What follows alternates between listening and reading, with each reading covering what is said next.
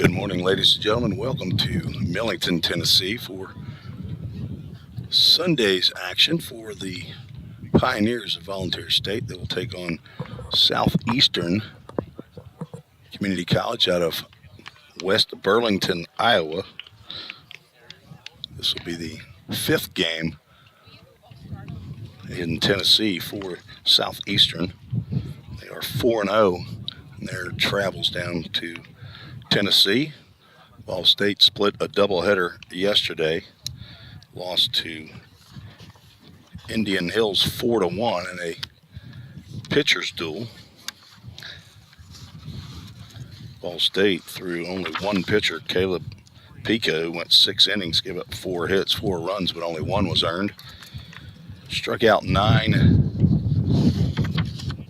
batters for Indian Hills. Each team got 4 hits apiece. VolState had 4 different hitters: Zach Zimmerly, Landon Luderman, Brady Nepper, and then Gage Hoover came in with a pinch hit double that drove in Zimmerly. So back-to-back hits in the 7th inning that produced the only run of the game for VolState. In Game 2, a whole different story for the Pioneer hitters against Elgin Community College out of Chicago area.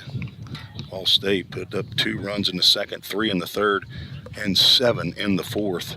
Took a 12-0 lead, gave up 1 run in the top of the 5th, and the 10-run mercy rule ended the game after 4.5. And it was almost a surprise at the end of the game, but Caden Johnson, who went the 5 innings for VolState, pitched a no-hitter. His only blemish was fly ball and air in left field that ultimately produced the only run. It was unearned, so Johnson goes 5 innings, no hits, 1 run unearned. Walked 1, struck out 6, did hit a batter, and in 10 innings of work thus far this year, Caden Johnson's 2-0 and has given up 1 hit and no earned runs. So congratulations to redshirt sophomore Caden Johnson from Huntsville, Alabama, for his strong start here early in the season. VolState comes in with a record of 4-6. We'll play the noon game here today, a 9-inning contest, and then head back to Gallatin up in Middle Tennessee and get ready for conference play at Motlow State on Friday. So conference starting this weekend at the beginning of March. I want to thank Toyota of Gallatin, located right across the street from the VolState campus, 1435 Nashville Pike, for their support of VolState athletics. We'll get to the Toyota of Gallatin starting lineup. Pioneers will be the visitors today. Leading off playing shortstop, Logan Molnar. Batting second, the center fielder, Zach Zimmerly. Connor Paul, the DH, will hit third. Brady Melton will hit cleanup and play first base. Stephen Bell in right field, batting 5th. Drew Webster batting 6th, playing left field. Number 7 hole hitter, Landon Luderman, playing third base. Drew Plummer batting 8th and hitting second. Playing second base. Lex Falsoni behind the plate, batting 9th. And on the mound for VolState, Parker White, his 5th appearance of the year, 3rd start, comes in with a 1-2 record, 10.2 innings worked, and he has been knocked around a bit early, so he is hoping to right the ship here today. The second team all-conference freshman a year ago as a starting pitcher. Fantastic year for Parker White. Was the 3rd pitcher of the weekend each time. The 9 conference series played, so trying to get back on that ship. Doesn't throw hard, but he's got a spot in his pitches and keep the hitters off balance. These are the 9 that will go against him here to begin for Southeastern. Leading off, playing center field, Cole Smith. Colin Schmidtke will bat second and play second. Caleb Wolf at first base, batting third. Michael Farina, the third baseman, hitting cleanup. Abraham Rios will be behind the plate, batting fifth. Carter Gallagher in right field, hitting sixth. Shortstop Cooper Schulte bats seventh. Marcus Beatty, the left fielder, will hit eighth, and the DH, Maddox Freeze, will bat ninth. And on the mound, getting his warm-up tosses finished, freshman right-hander Keegan Hansen from Pella, Iowa. As far as I can tell, it's his first appearance of the year, unless he's pitched here in Tennessee. In the first 4 games before Southeastern came south, he has no statistics, so the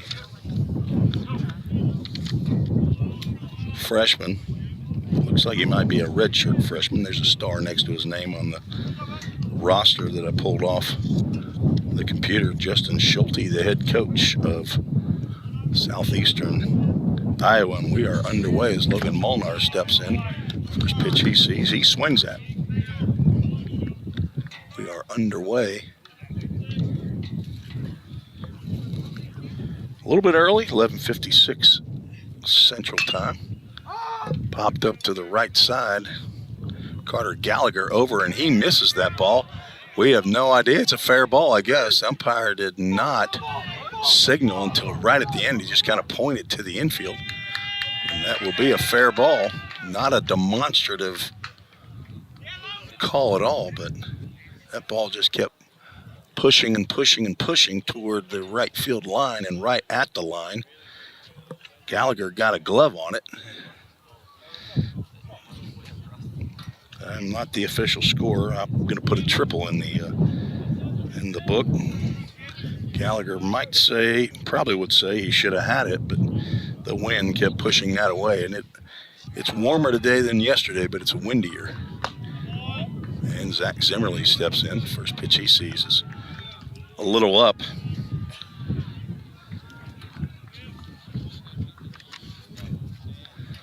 Zimmerly with couple of hits in yesterday's ball game. Yesterday's actually got the start in both games. And catcher Abraham Rios brings that one back into the strike zone for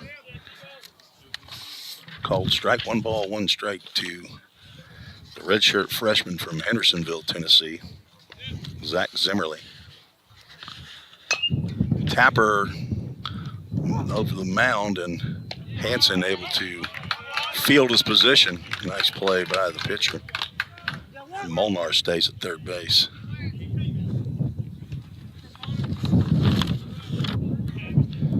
So with 1 out, we're at third. Connor Paul steps in, freshman from Ravenwood High School.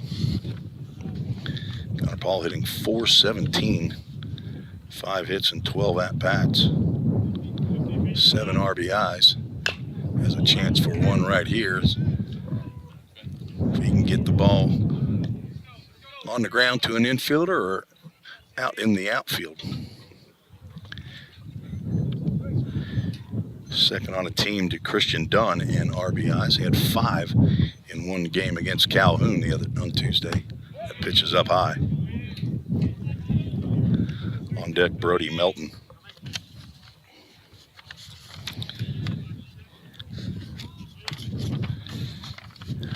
Got to nail down these papers here right behind home plate.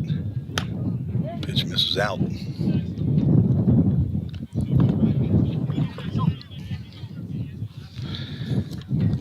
Thanks for joining me on this Sunday afternoon now. Here in Millington, just outside of Memphis, Tennessee. About 54 degrees yesterday, 65 and very windy. There's a called strike in the inside corner. Connor must have been looking for a different pitch. That looked like a very hittable pitch. 2 balls, 2 strikes. Looks like we don't have a scoreboard operator here at field number 5. He hits that one, and that will sneak into left field for an RBI single just under the glove of Michael Farina down there at third base. So Connor Paul continues his hot hitting, and there's the Framework Athletics first run of the game for the Pioneers. Scored by Logan Molnar. Connor Paul went with that pitch.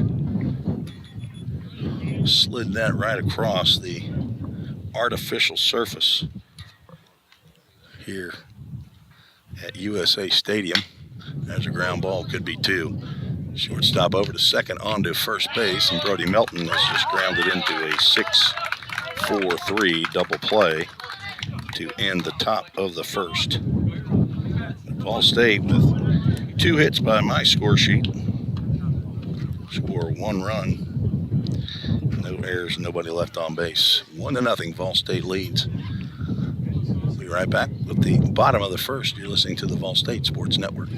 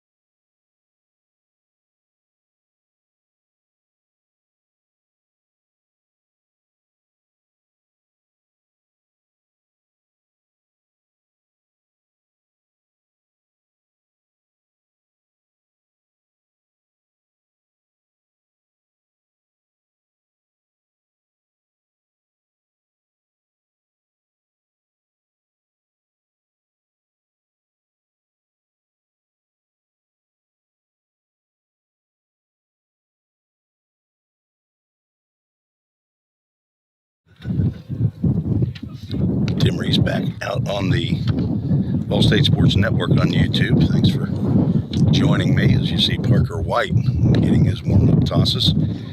Again, I'd like to thank our supporters for Pioneers, MGM Industries, Right Rug Flooring, Dudek Communications, Coca-Cola for their gifts in kind to remodel our press box and make it more presentable and more enjoyable to be in. I, for one, very much appreciate that. Thanks to Joe Gaskins and Patrick Stewart over at MGM Industries for the brand new windows, Right Rug Flooring. Kerry Gilbert, my buddy's a salesman over there, and for their carpeting and installation, Dudek Communications for signage. Thanks to Craig Senard and Amos Blake, a friend of mine from Coca-Cola Company, for the refrigerator that is often used. First pitch from Parker White to Cole Smith, sophomore center fielder, in there for a called strike. And there's strike 2.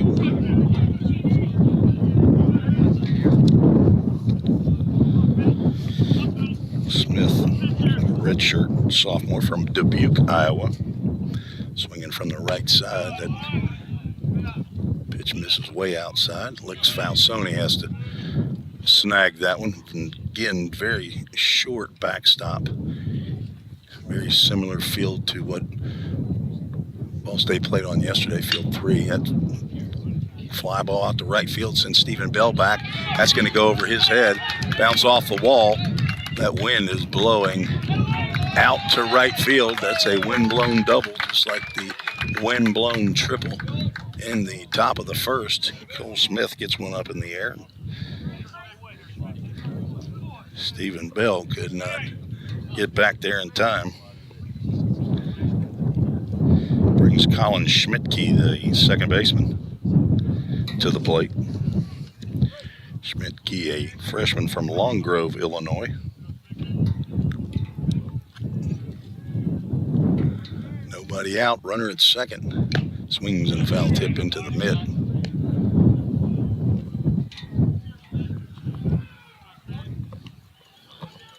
See Paul White here, Parker's dad. Came in from Huntsville, Alabama.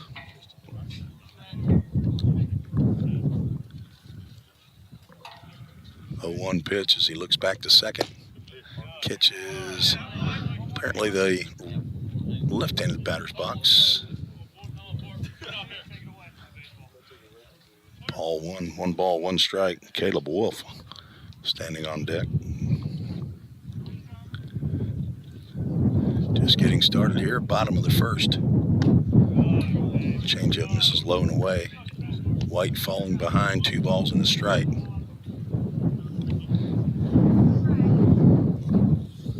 Southeastern 6-2 early in the season.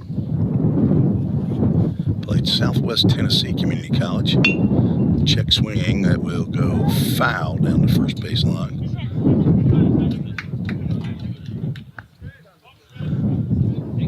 Count now goes 2 balls and 2 strikes. West Burlington, Iowa, where Southeastern's located, right by Burlington, the home of the Burlington Bees, formerly of the Kansas City Royals minor league system. Now the Bees are in the Prospect League, Summer Collegiate League. We'll go to a full count. Ministries full count. Full count rhythm will get into the Prospect League this summer. I don't know if the rhythm will travel to Burlington or not. If so, I'd be broadcasting from there. 3-2 pitch down that right field line. See if Stephen Bell can make the catch, and he does in fair territory. Strong throw to third base, but Smith able to move up on the fly ball.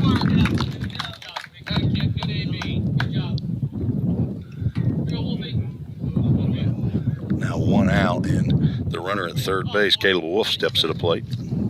Batting from the left side, he's a sophomore from West Liberty, Iowa. I didn't count how many players are showing on this roster, but it is a boatload.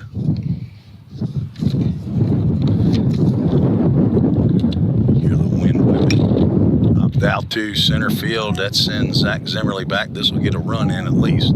That's the deep center field sac fly. Ties the ball game at ones. An RBI off the bat of Caleb Wolf. 2 outs, nobody on. The leadoff double by Cole Smith comes home to score.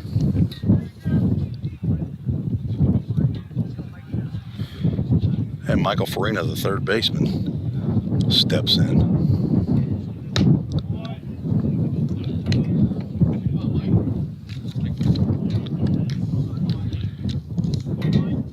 Farina, a freshman from, going to go with Mundelein, Illinois. Looks at a called strike.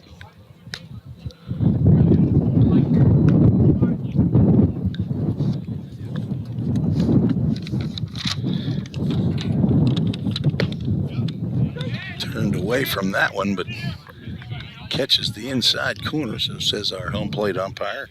Count now goes 1 ball and 2 strikes. Abraham Rios standing on deck.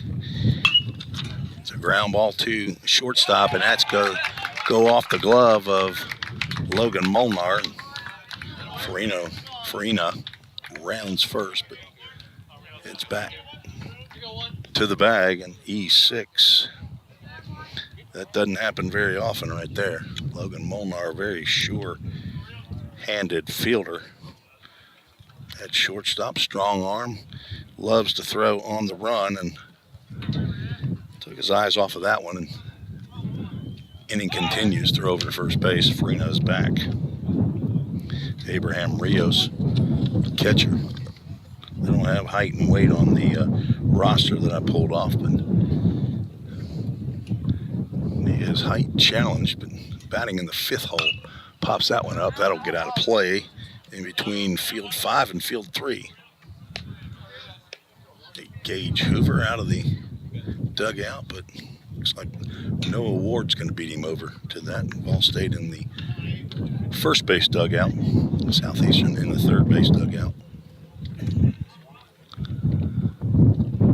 Farina will draw another throw from Parker White.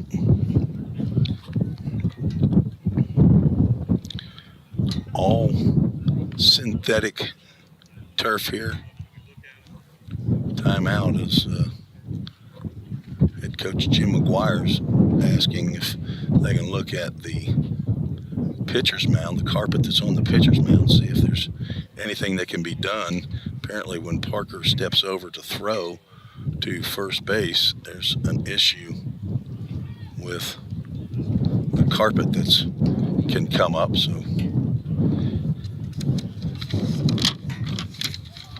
John McVeigh, assistant coach in his 10th year with Southeastern, is apparently also tape guy, and we're about to lose our camera. Saved by Caleb Pika and one of the Southeastern pitchers over here. All right, Pete. How long can you stand there and hold that thing? All right. Right now, it's looking like... All right. I need it turned just a hair toward first base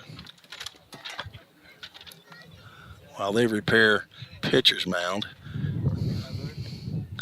Yeah, that's probably good right there. Pull that back leg back just a little bit. Maybe see if it'll maybe stabilize. There you go. Okay. Yeah, we'll try that one. Might fix it in between innings. You just pull that back leg a little bit this to me.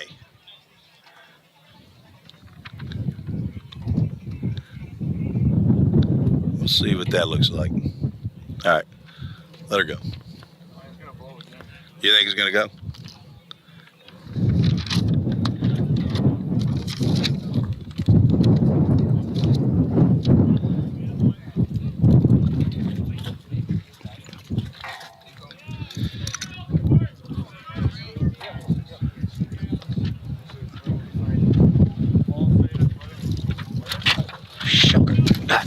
Well, that was not good.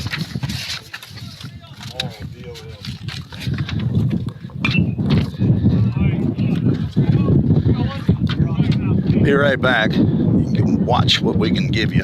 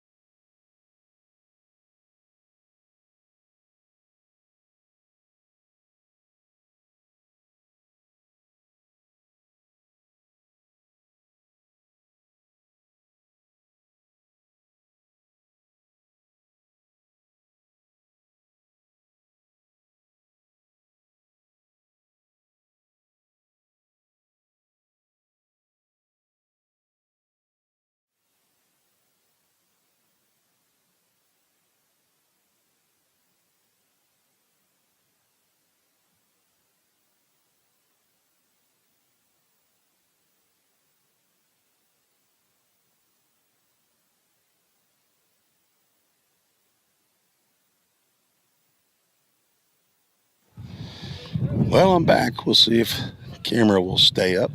1 ball, 1 strike to Stephen Bell. Count goes 1-2. While I was working on my camera, all my papers went away. I don't know what I was thinking when I got up and didn't hold on to those. 2 balls, 2 strikes now to VolState right fielder. Bottom of the first ended with a caught stealing of Farina. Ground ball to second. Schmidtke up and over to Wolf at first base for out number 1.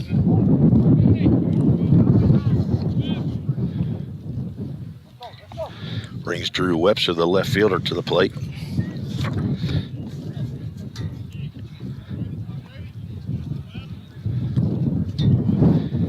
As I said, it's warmer today, but the wind is whipping. Ground ball down to third base. The throw is in the turf, dug out of there by a Wolf. Route number 2.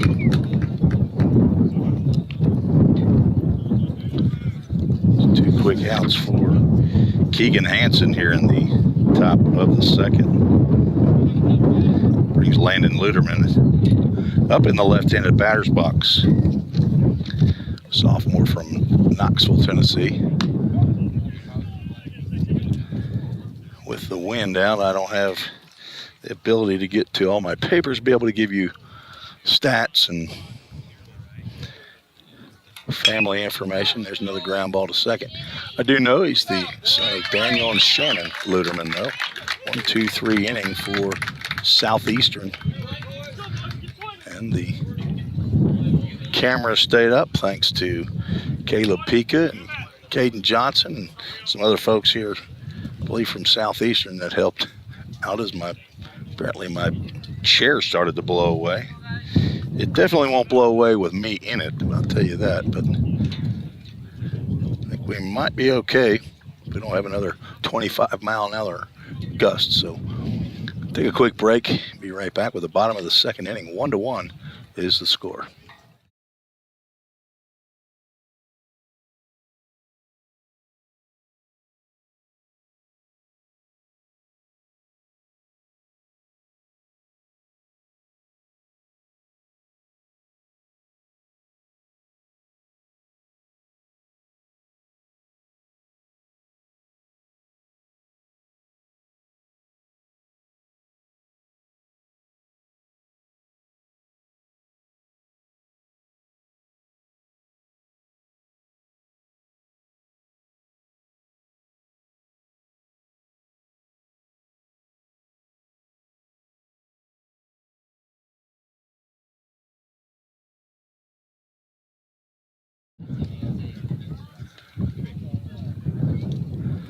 Shout out to Accurate Mortgage. Mike Hoover donated for an outfield sign back at Pioneer Field. I want to thank Gage's father, Mike. Wife Angie's down here this weekend. So thanks to Accurate Mortgage. Locations in Cool Springs and Smyrna. You can catch them online at accuratemtg.com. Also thanks to Wilson Bank and Trust, Tommy Decker, Assistant Vice President Loan Officer, and they're headquartered in Lebanon. Thanks for their purchase of an outfield sign as well. Abraham Rios back up there. He saw a lot of pitches in previous at-bat. Fouls that one off. He was at the plate when Farina was thrown out on a delayed steal. By all the drama of my camera going away, that is just foul down that third base line. Count goes 0-2. Rios from Venezuela.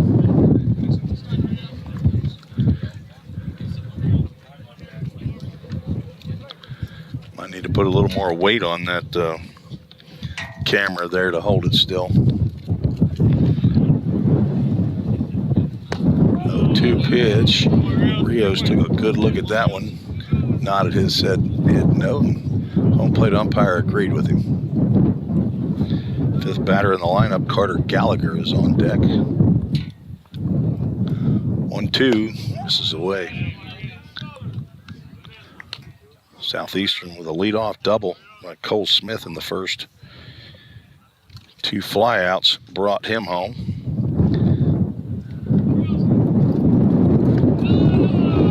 Rios has worked Full Count Ministries, Full Count. Full Count Ministries, the umbrella organization over the Full Count Rhythm that got me started in broadcasting 3 years ago. Full Count, pitch swinging. Rios pops one up out to right field. It's going to be an adventure out there for the outfielders. Stephen Bell makes the catch for out number 1. As I said, the wind whipping, actually. It said, I think 15 to 25 mile an hour winds possible today. Swing and a miss by Carter Gallagher and a changeup.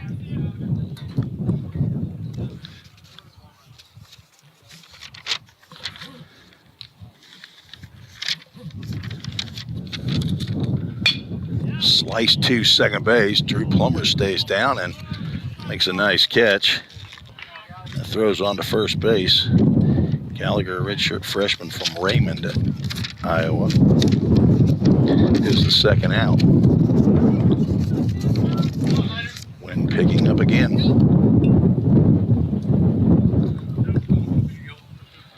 Cooper Schulte, the shortstop. Hits from the right side. He's a sophomore from New London, Iowa. Also will get out on the mound. He might be the one that pitched earlier. Takes a healthy hack there and gets it right off the end of the bat.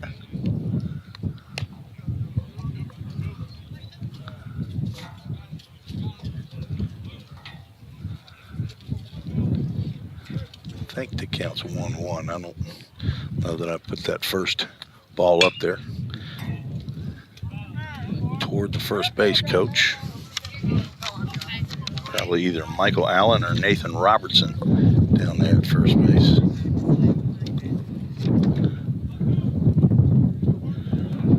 At least 2 strikes. Let's see if our umpire puts a sign up there as to what our count is. Like I said, we don't have a scoreboard operator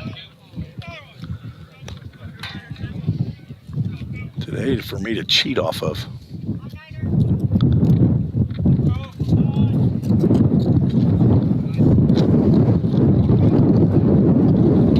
And the 2-out pitch, high chopper to short, is going to be a tough play. Molnar throws on the run and does not get Schulte. That's going to be an infield single. Molnar did all he could do. So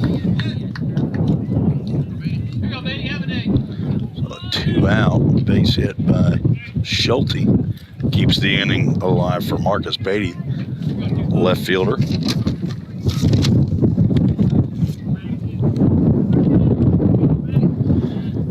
Sophomore from Independence, Iowa.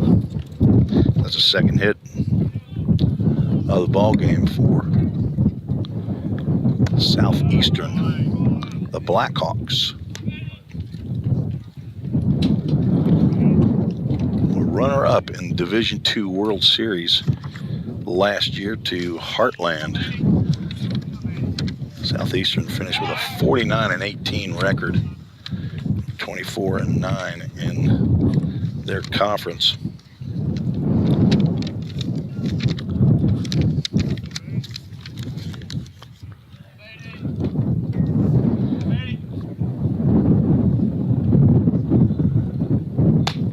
Fastball misses up.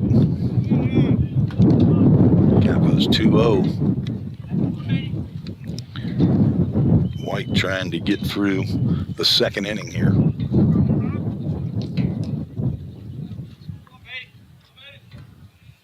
Southeastern, as he throws over to first, defeated Southwest Tennessee yesterday at the USA Stadium, just right behind us here at Field 5.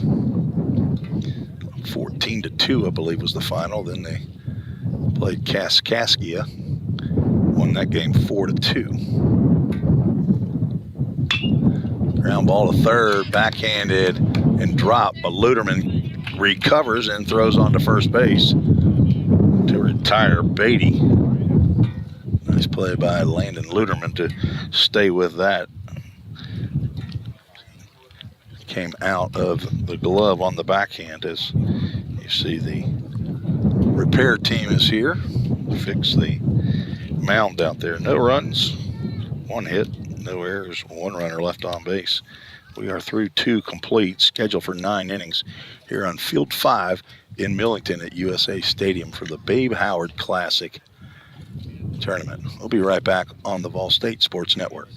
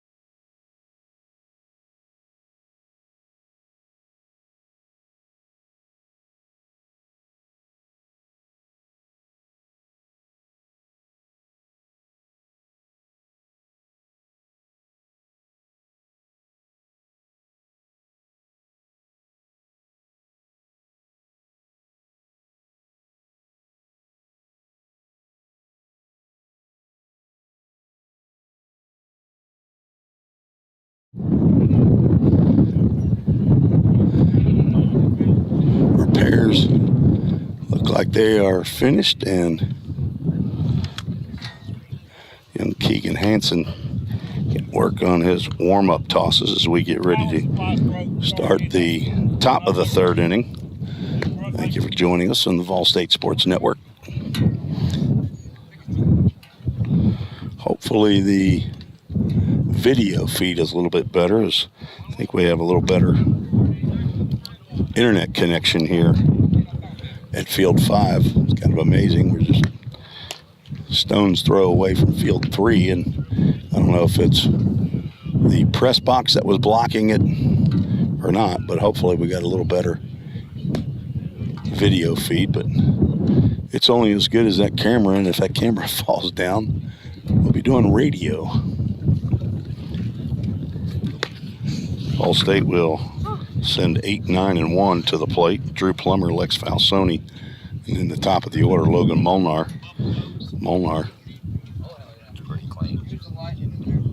Okay, yeah, there is some latency issues there. We typically get better than that right there, but okay. All right, thank you, sir. Appreciate it. And check with some folks around here to see how our video is actually getting out, and it does look like it's stopping and starting, so I apologize for that. AJ Fawson has us doing well at our home park as Drew Plummer steps in and looks at a pitch across the letters for a called strike. redshirt freshman from Summit High School. Taps one down that third base line. Let's see if it stays fair. They're going to let it roll, and it's going to roll fair. Drew Plummer will have an infield single. It's the play that I would have made. Michael Farina. See if that ball might twist and turn and go foul, but it did not. It went right by the third base bag. So Plummer gets the third hit of the game for VolState. Lex Falsoni steps in. Freshman. He's one of the Creekers from Stewart's Creek High School, east of Nashville. Hello to Jerry and Andrea, his parents. I believe they're up in Smyrna. Going by guess, I don't have my paperwork in front of me. A lot of the Creekers are from Smyrna or Murfreesboro. Throw over Plumbers back in time.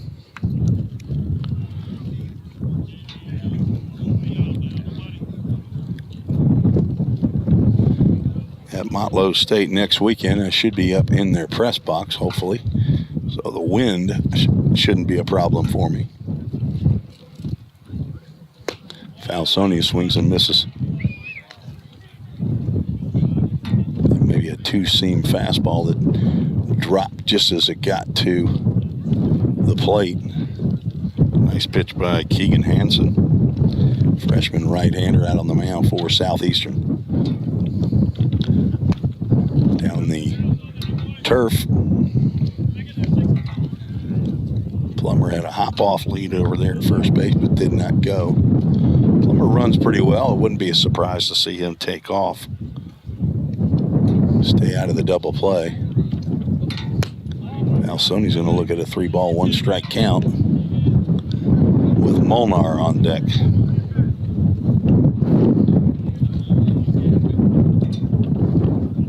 I don't think anything's going to get out of here to left field today. It's going mostly to right field, this wind. We don't have a flagpole on this field.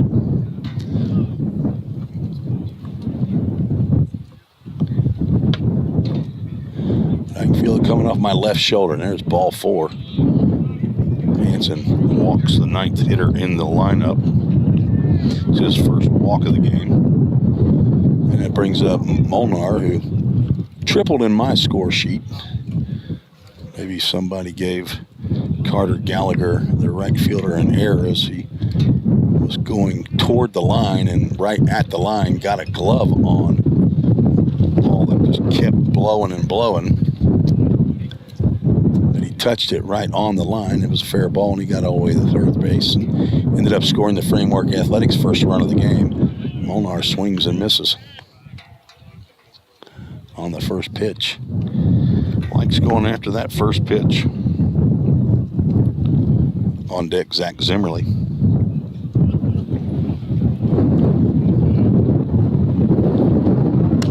That one nearly hit Molnar.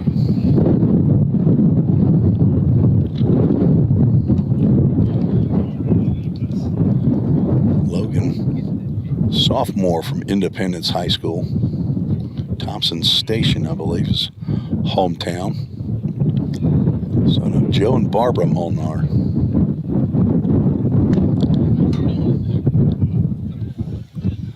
Two balls and a strike. Nobody out, 2 on. Here in the top of the 3rd inning. We're scheduled for 9 innings here in the only game that VolState will play today. Don't know that. I think this might be the final game for Southeastern as well. The 5th game. Ball 3. So an infield single by Drew Plummer on a tapper down the third base line, and a walk to Falsoni. VolState in business if they can get a ball in a gap or down the line here. Left fielder playing a little closer toward left center field. Swing and a miss on a breaking pitch. Count goes full. It's a Full Count Ministries full count. Looks like some folks started heading down to the Southeastern bullpen. Hello to Josh Carmen, the Director of Baseball Operations for Full Count Ministries, and Reed Glover, Director of Resources. Swing and a miss on high fastball. Umpire said he actually got a piece of it. That's the first out. Looked like ball 4 from my vantage point. First strikeout for Hanson, and the first out here in the third. Zach Zimmerly grounded out to Hanson on a high chopper that Hanson had to step back over the mound. Made a nice play gloving that and throwing to first. Zimmerly taps one toward the Southeastern dugout. No players were harmed with that foul ball. Coach McGuire flashing signs down at the third base dugout. He's in his third year here at VolState. Volunteer assistant coach Shane Kemp wandering around down the first base coach's box. He's actually standing right in front of the dugout. Another tapper foul, and Zimmerly down in the count, 0-2. Son of Jody and Brandy Zimmerly.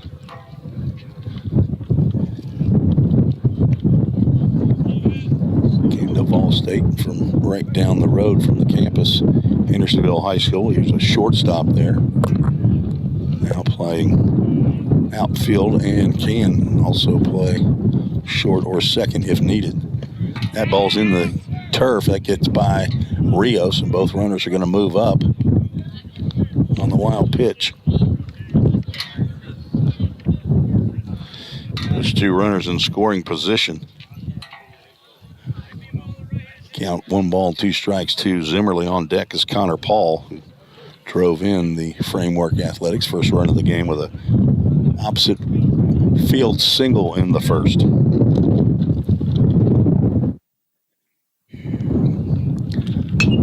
They'll get a run in. Fly ball out to right field. Gallagher is under it and makes the catch. His throw to second base. A sac fly by Zimmerly gives the Pioneers a 2-1 lead.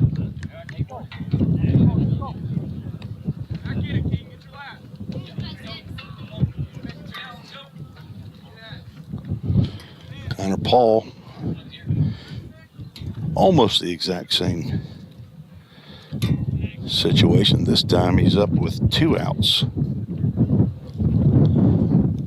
And third, ground ball up the middle, gloved by Schulte. Throw over a Wolf at first base retires Paul and the Pioneers, but VolState takes the lead on a sacrifice fly by Zach Zimmerly. 1 run, 1 hit, no errors, 1 runner left on base. We are through 2.5 here at Millington at USA Stadium. VolState leads 2-1. You're listening to the VolState Sports Network.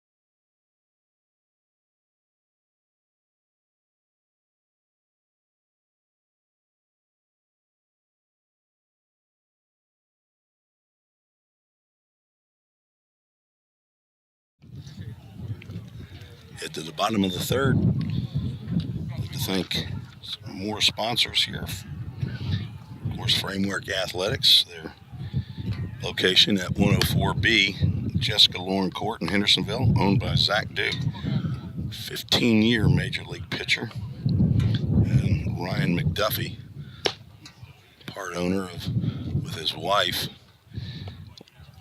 Lindsay, over at CrossFit Hendersonville. They own Framework Athletics. That's where Pioneers train when they can't get on the field. Also, Summit Concrete. I want to thank Chuck Akers for his work on the bullpens a couple years ago, former player of Coach McGuire over at Middle Tennessee State University. Has several former players that are supporting VolState athletics with their companies. Lee Marvitt over at the Rock Place.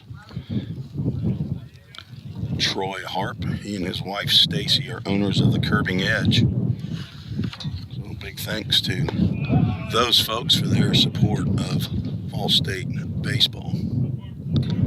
First pitch by Parker White, just outside.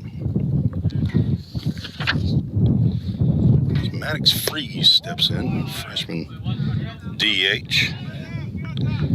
His mother Mickey came over and asked about the broadcast. But her son was a freshman, so this is all new to her. He's got a cousin on the team, maybe a couple cousins, I think. Schulte, the shortstop, and another Freeze, F-R-E-S-E.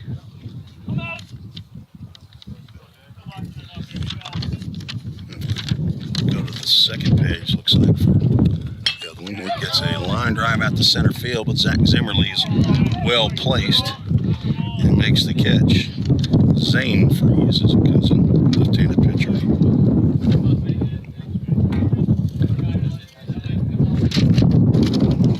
So young Maddox hit the ball hard right at the center fielder. Back to the top of the lineup, Cole Smith, who doubled and scored in the first. He hits one out to right center field. That sends Zimmerly back. He's not going to get to that one. It'll hop over the fence, and Cole Smith has 2 doubles in as many at-bats. Like in that opposite field.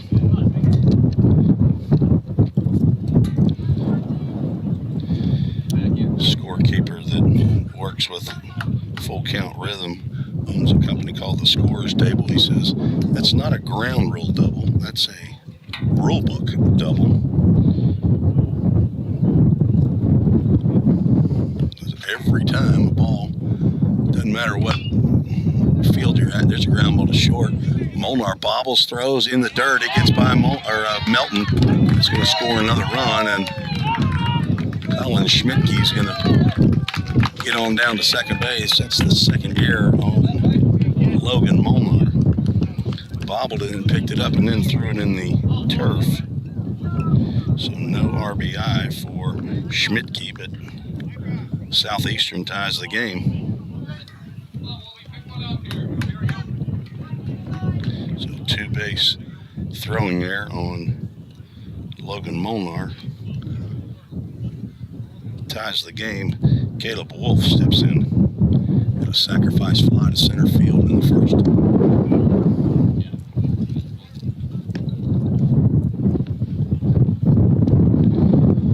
I understand yesterday's game with Southwestern Tennessee that the Salukis had 9 errors in the game. I heard they set a school record. There's a line drive out to center field that will get in the glove of Zach Zimmerly as well. So a couple line drives out to center fielder, 2 outs. And Parker White should be out of the inning right now, but he's going to have to face Michael Farina, who reached on an error in the first. Was later caught stealing. So 1 out double by Cole Smith, and a throwing error scored the second run of the game for the Blackhawks. First pitch swinging, Farina flies out to right field, and Stephen Bell makes the catch for out number 3. So an unearned run in the inning. 1 hit, 1 costly error, 1 runner left on base. We're through 3, a third of the way through this one. On a Sunday afternoon, it's all tied up. Be right back on the VolState Sports Network.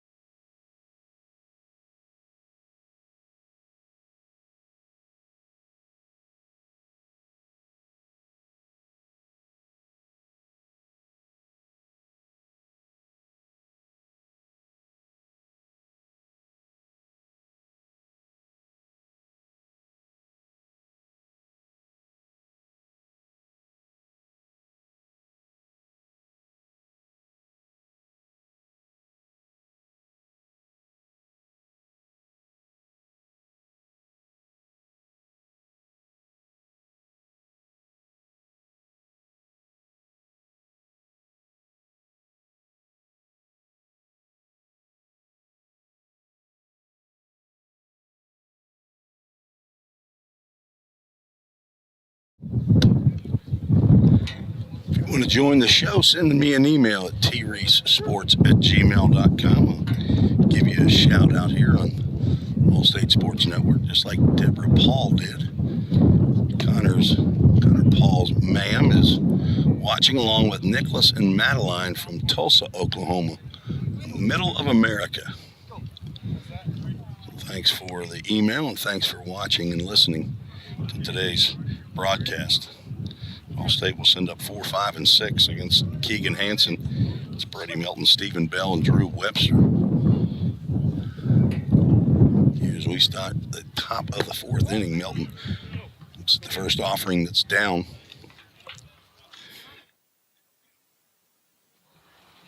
Melton grounded into a 6-4-3 double plays. And a count 2 balls and no strikes.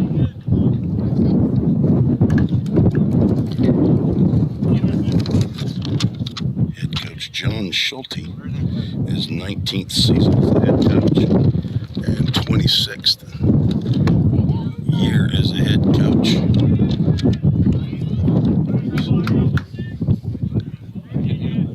Over in the Southeastern dugout. 3 balls, no strikes to Melton. Ball 4. 4-pitch walk to start the inning. Second walk of the game by Hansen. Now he'll face Stephen Bell with the score tied 2-all.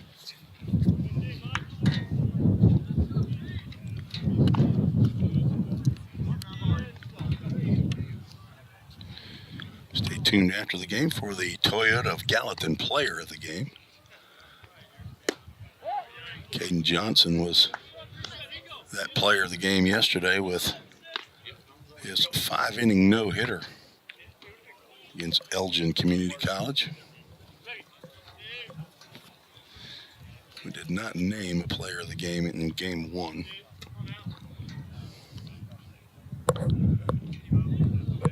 The 1-0 is down low, 6 straight out of the zone by the right-hander.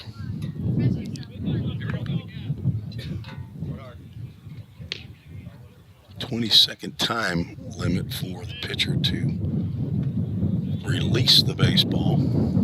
10-second time limit for the batter to be in the box and alert and ready for the pitch.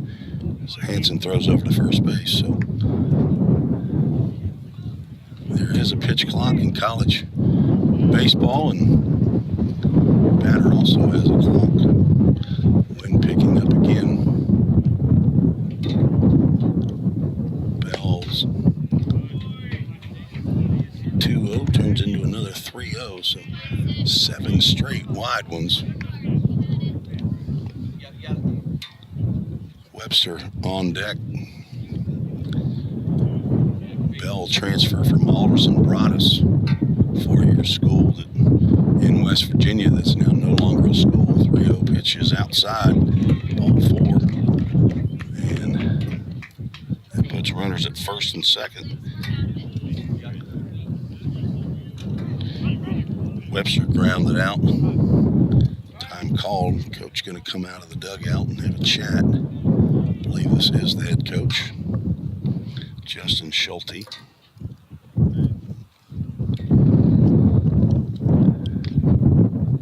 But I guess there might be some relation with the shortstop, Cooper Schulte.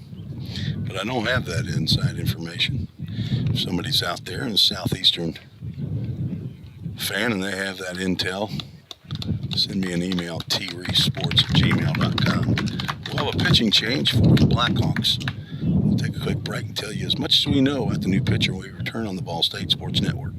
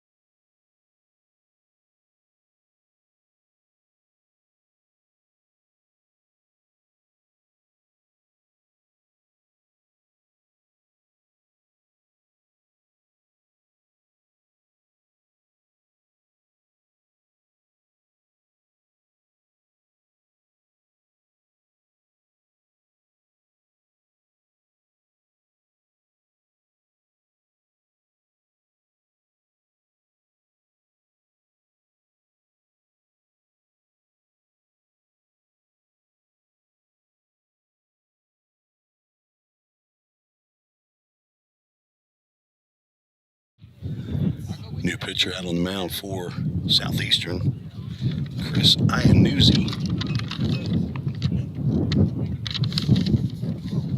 Wearing number 54, freshman from Buffalo Grove, Illinois.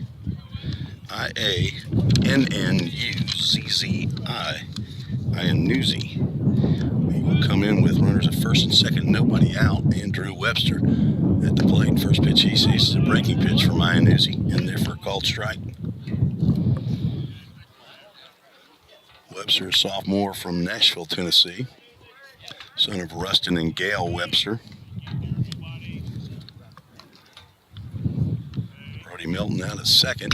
There's a shot down the third base line. It's a fair ball. That'll be in for extra bases. One run's going to score. They're going to hold Bell at third, and Drew Webster gets a line-hugging double. And VolState takes a 3-2 lead.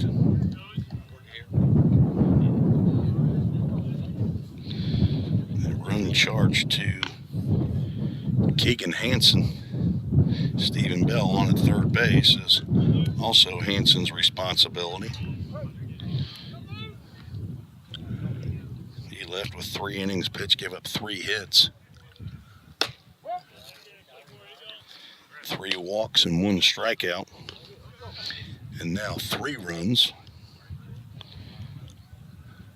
Landon Luderman steps in. He grounded out to second to end the second inning. He has a chance to drive in a couple here. Pops that one up. That's going to go a long way, I believe. That may be out of here. Landon Luderman has just left the yard with a 3-run bomb. His first of the year. Been waiting for that one. Landon Luderman got one up into the stream, and he hit it well, but wind helped, and VolState goes up 6-2. He clears the bases.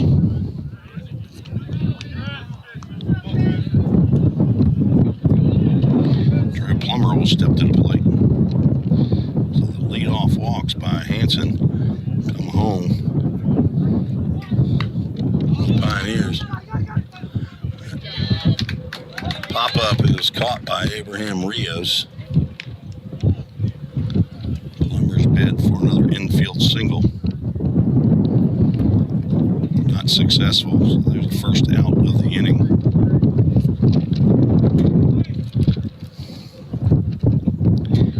Four runs scored by VolState here. Couple walks, couple extra base hits. Lex Falsoni, the victim of a coin flip behind home plate. Home plate umpire took a good bit to make that call. Swing and a miss. Count now is 0-2 to Falsoni, who drew the first walk from Keegan Hansen. Close the book now on Hansen. He gives up 4 runs, all earned on 3 hits. Falsoni just missed being called out for strike 3 there. And it was a close pitch. 1-2 from Iannuzzi. He's driven into left field. That'll get down for a base hit. Marcus Beatty plays that one on 2 hops. So a 1-out single by Falsoni brings Logan Molnar, the top of the order, back to the plate. 3 hits in the inning. VolState's a triple shy of the cycle for the inning. Walk to Melton, walk to Bell. A double by Webster drove in Melton. And then a big fly by Landon Luderman over the right center field wall. Drove everybody in. It's to the backhand of Schulte. Nice glove and spin throw over to second base to get the lead runner. That's all he's able to do there. And Molnar swings again at that first pitch. Molnar now 1 for 3. Falsoni is erased on the fielder's choice for out number 2. Zach Zimmerly steps in. Double Z.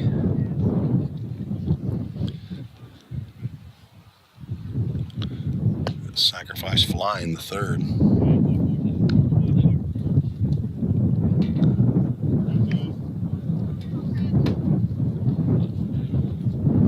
More action down in the Southeastern bullpen.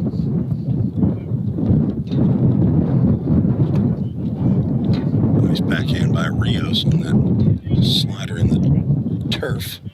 I want to say dirt. It's an all artificial surface here in fields 3 and 5. One of the backfields here from at USA Stadium. Not sure how many they have here in total. Just a little bit too high. Count as 3 balls and no strikes. With Connor Paul standing on deck. Grandson of Ma'am. That's what he calls his grandma. There's another 4-pitch walk.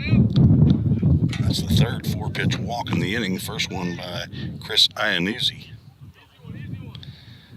Runners now at first and second. Molnar moves on down, and it may be the end of the afternoon for Iannuzzi as we have another visit from Justin Schulte.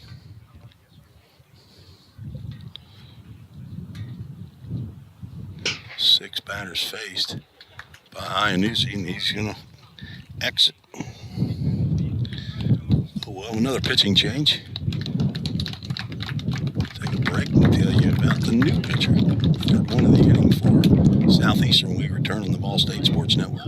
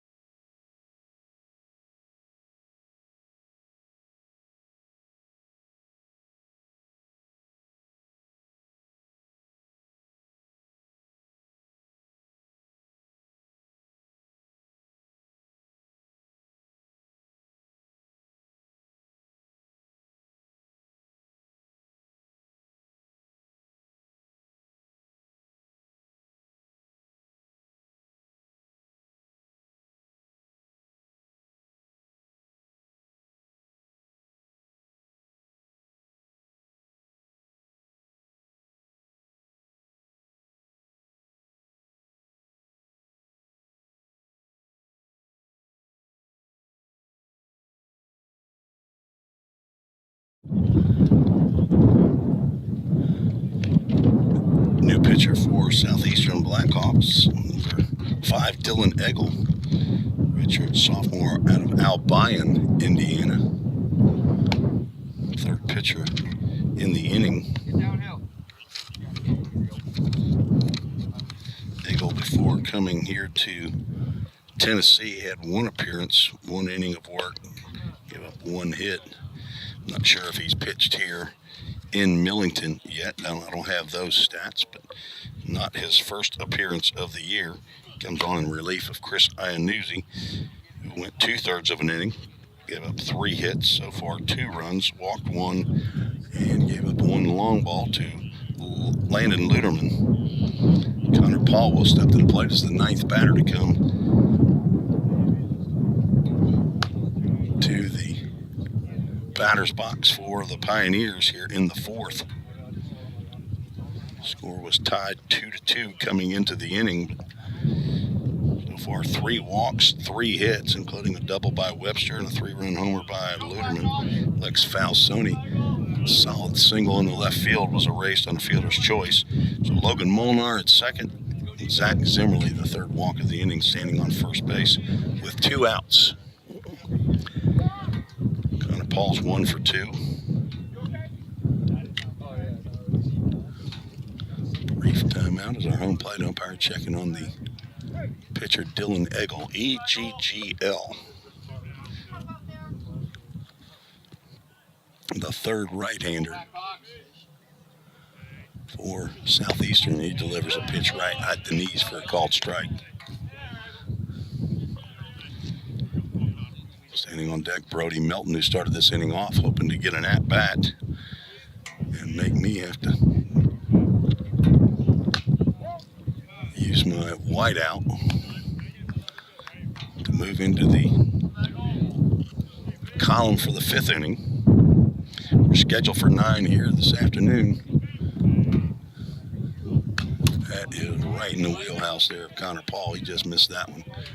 Found that one back to the screen. Thankful for tight netting here on these backstops so that my camera doesn't have to be 6 feet back. So far it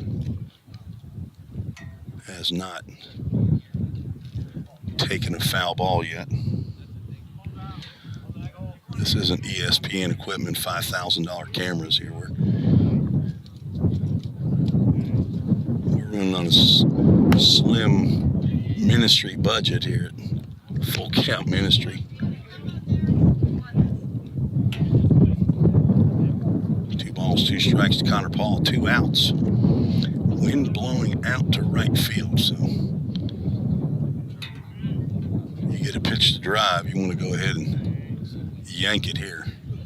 He does not, as Eggle stays outside, and we'll Full Count Ministries, Full Count. Stay tuned after the game. We'll have the Full Count Ministries verse of the game. Not sure if Caden Johnson's grandmother, Mimi, down in Gadsden, Alabama, is listening in. She will send me by email. There she is listening in. I just saw an email. There's a ground ball to short. Schulte drops it. Connor Paul's going to reach on the air. And the bases are loaded. His play was going to be to first base. Connor Paul, not necessarily known for his speed. But that was a ball in the hole, so Schulte was going to have to get it and get rid of it. But the base is now loaded as the inning continues for Brody Melton. He swings at the first pitch he sees and hops over the fence. Some folks standing next to it.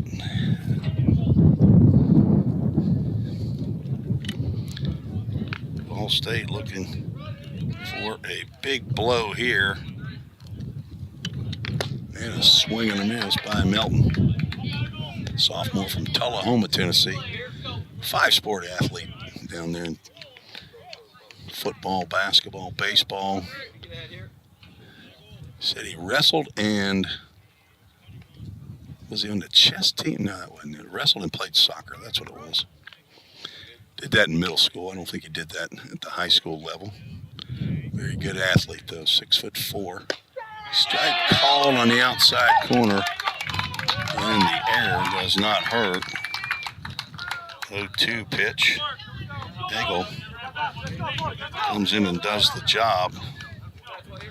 VolState scores 4. They were all earned on 1, 2, 3 hits. There was 1 error. It did not cause a problem. 3 runners left on base for the Pioneers. We're into the bottom of the 4th. Parker White out for his 4th inning of work. Let's take a break on the VolState Sports Network.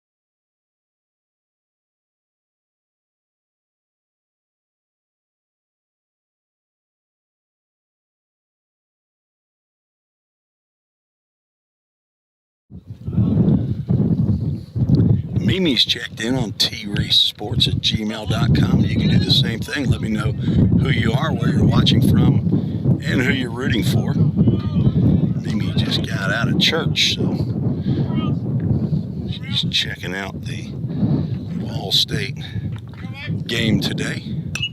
Abraham Rios fouls the first pitch he sees from White off the screen. Rios flew out to right field in the 2nd inning. Feels like he's been up to bat several times. There's a check swing out to Plummer. He'll charge and glove and throw onto first base for out number 1. Marcos had a change of heart on that as he started to swing. But it was too late. Got the bat head out. His hand-eye coordination apparently too good as he put the bat on the ball. Easy play for Plummer. Carter Gallagher, who also grounded out the Plummer, steps in. First pitch misses low and inside.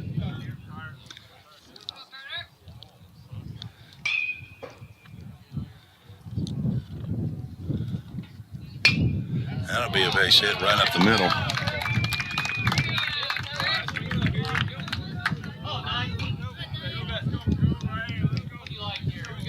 Runners on in every inning so far for Southeastern is Cooper Schulte, the sophomore. Shortstop steps to the plate. He had an infield single in the second inning, but was stranded at first.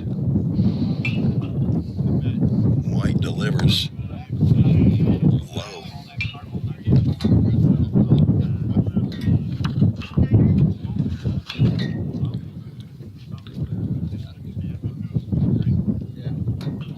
VolState will get on the bus, head back to Gallatin after this game's over. And there's a shot in the center field. Zach Zimmerly's not going to be able to get that one.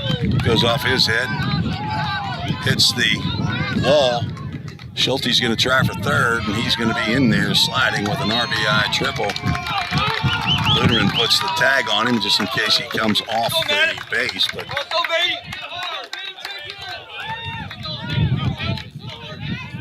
lead cut down to 6-3. Carter Gallagher comes across to score.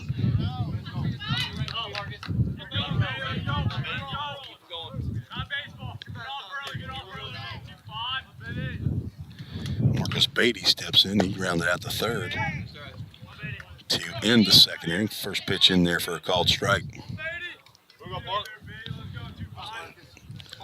Back-to-back hits by Southeastern.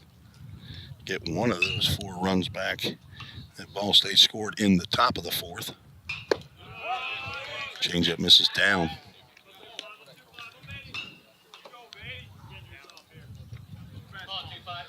On deck, Maddox Freeze.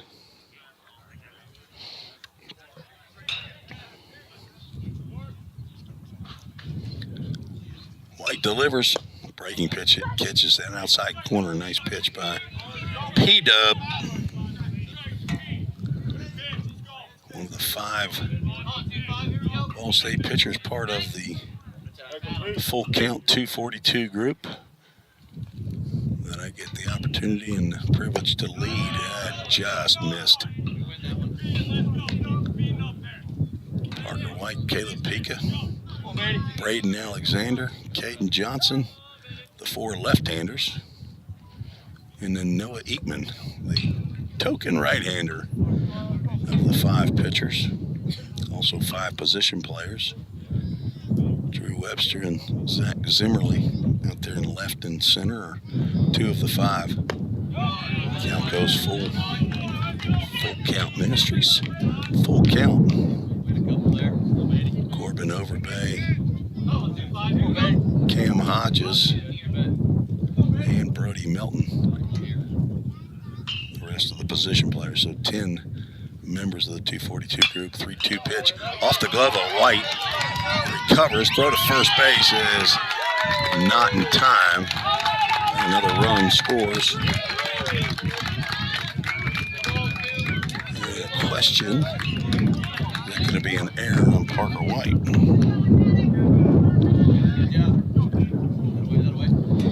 Probably an RBI, at least a Beatty. I think Schulte was going on the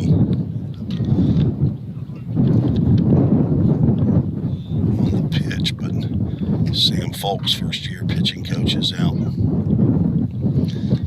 to talk to Parker White.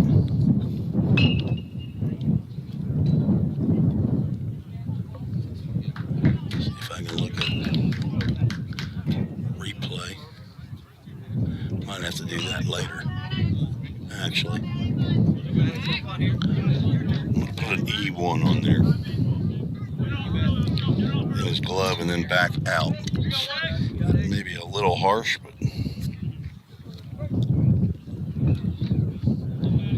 probably a bit of a changeup on the ground ball back to it. Good night. Thankful for the screen there as my papers flying all over. Thankfully the camera didn't go anywhere. It's not really that important. It's just the roster for the Southeastern Ohio team that I don't know. A couple throws over to first base to chase Marcus Beatty back.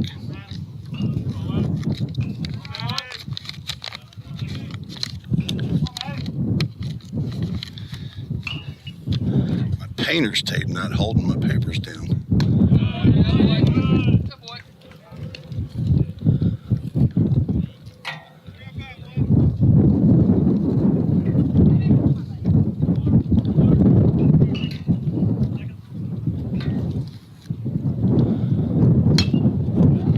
Ground ball to the middle, could be two. Plummer steps on the base, throws on to first base for a do-dat double play. 4-3 to get Pioneers out of the inning. Just what the doctor ordered for Parker White. But in the inning, 2 runs score. I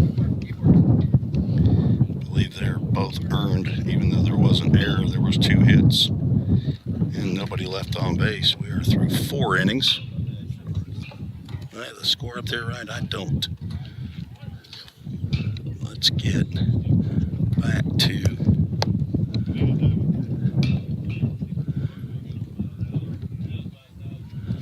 I believe that is 6-4 now. I think that's the right score.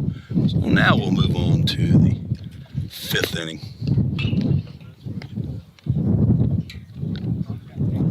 As Dylan Eggle back out on the mound.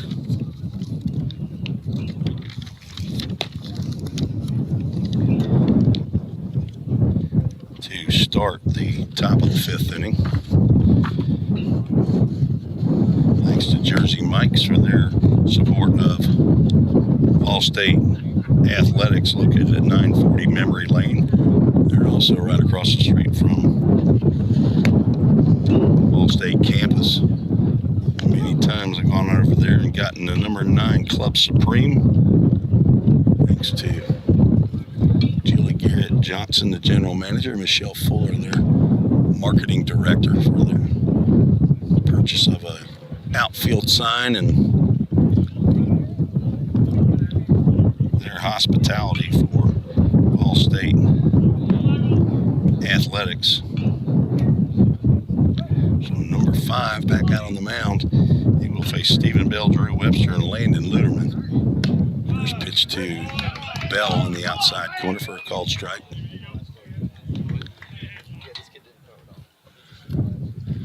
Have some clouds out here today. Yesterday I don't think we had any clouds. A lot cooler. About mid-50s yesterday. Breaking pitch misses. Down around Bell's molded shoes, molded cleats. The red and the white Nikes.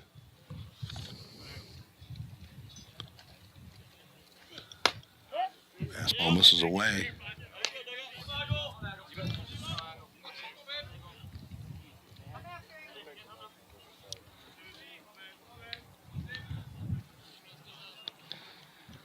Bell's grounded out and walked. And he's a pitch away from drawing the second walk. 3 balls and a strike. He walked and scored in that 4-run, 10-batter 4th inning for VolState. 1 in the first, 1 in the third, and 4 in the 4th. And now leadoff walk to Stephen Bell. It's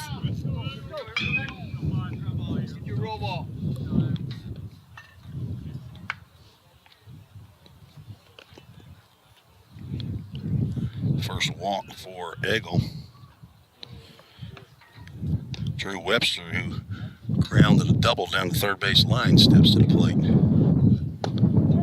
Just a bit down from Eggle.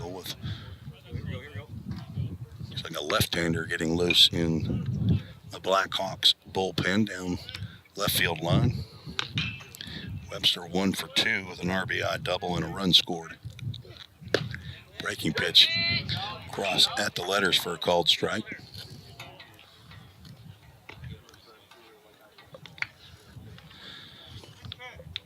Mimi, I think I'm good on our full count verse. After this game is Webster will move that pretty mug away from the fastball high and tight. Don't let that moneymaker take one, Drew.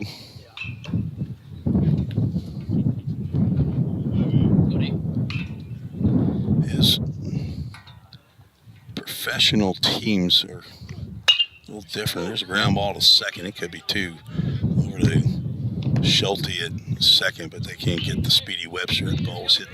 It's a little bit too slowly. Fielder's choice. Stephen Bell's replaced by Drew Webster.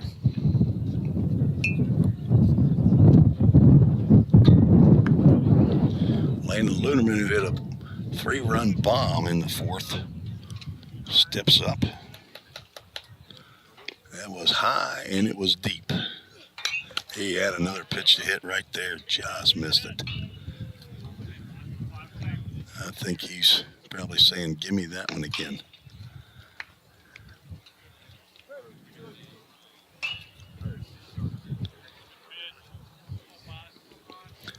Landon Luderman's first home run of the year. Webster hops off and a delayed steal, and he's going to go as Luderman fouls that one into the mitt. Stolen base for Webster.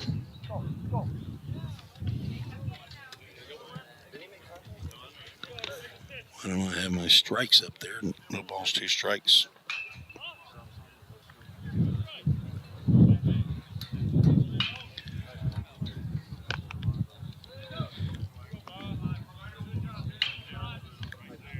Oh, 2 pitch. It's popped up to the left side into shallow left field. On comes Beatty, and he won't be able to get to it. Webster had to wait at second base. It's going to be a fly ball, wind-aided single for Landon Luderman. Marcus Beatty, he came a long way for that. Center fielder Cole Smith, who was playing around to right center field, had a long way to come as well. So Luderman takes advantage of the wind again. He's now 2 for 3. Drew Plummer steps in. 1 for 2. He swings at the first pitch. Line drive to second base. They're going to double off Luderman on the line drive, and that will end the inning. Line drive, 4-3. Double play is Luderman found himself in no man's land. So each team ended defensively with 4-3 double plays. No runs, 1 hit, no errors, and 1 runner left on base. Headed to the bottom of the 5th, VolState leads 6-4. Parker White? No, we have a new pitcher. We'll tell you about him when we return on the VolState Sports Network.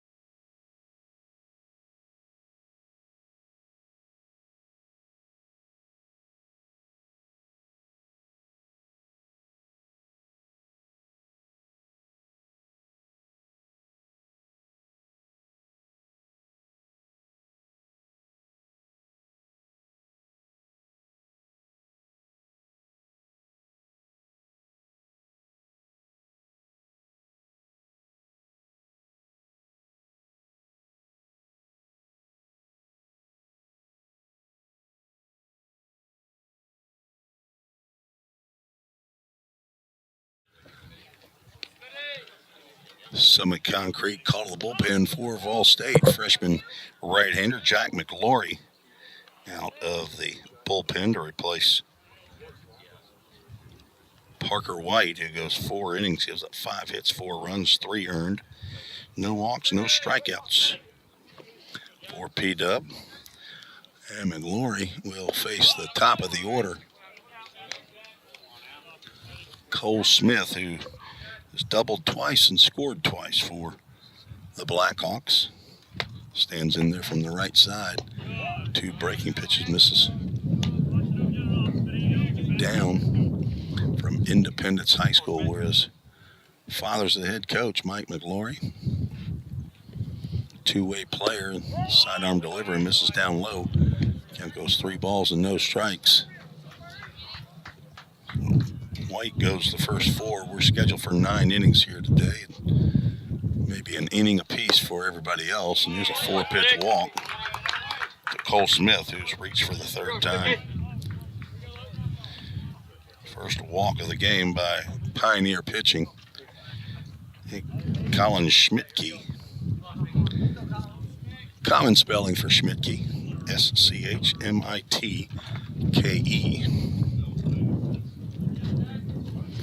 Growing up in Cincinnati, I'd see names like that from time to time.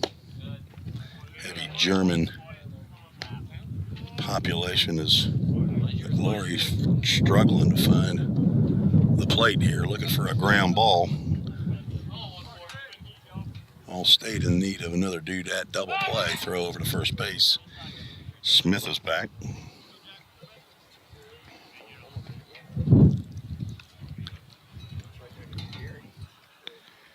Schmidtke 0 for 2. Reached on an error.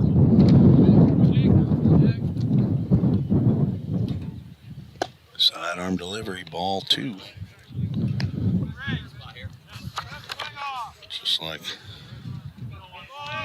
Keegan Hansen, the starter for Southeastern.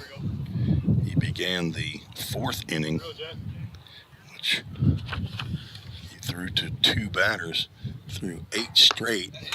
That breaking pitch just catches the elbow of Schmidtke, and runners now at first and second. And out of the lineup, or out of the dugout, will come head coach Jim McGuire, and that'll be the end of the day for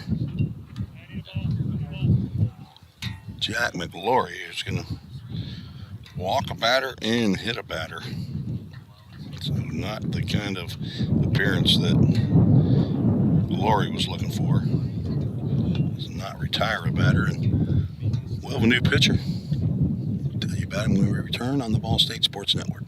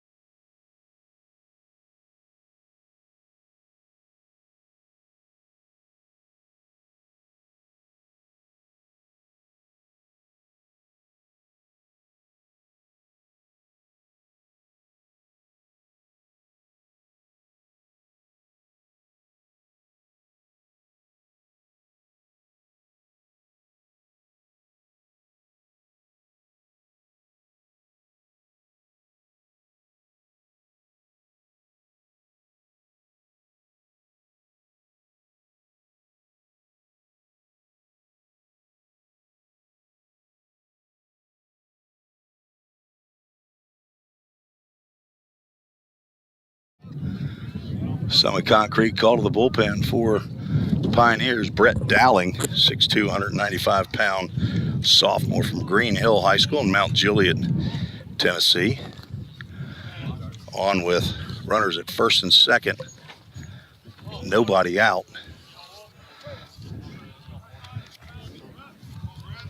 Caleb Wolf steps to the plate. Sacrifice flying a line out to the center field. He's going to square around the bunt. Lex Falsoni cannot get a handle on that one. That sacrifice bunt will result in bases loaded.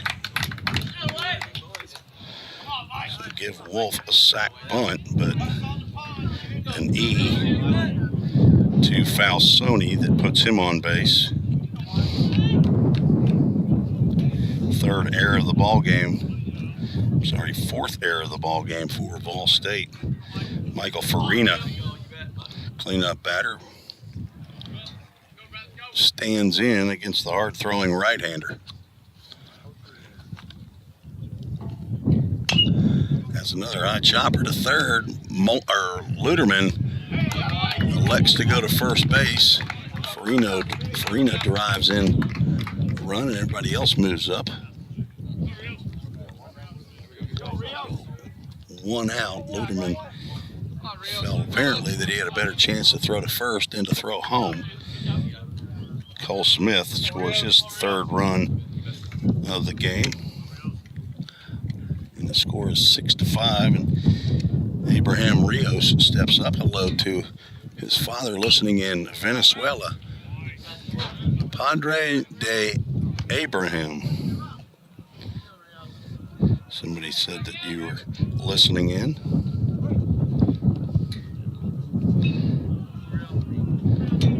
Thanks for joining us on the VolState Sports Network. I didn't know your name, though.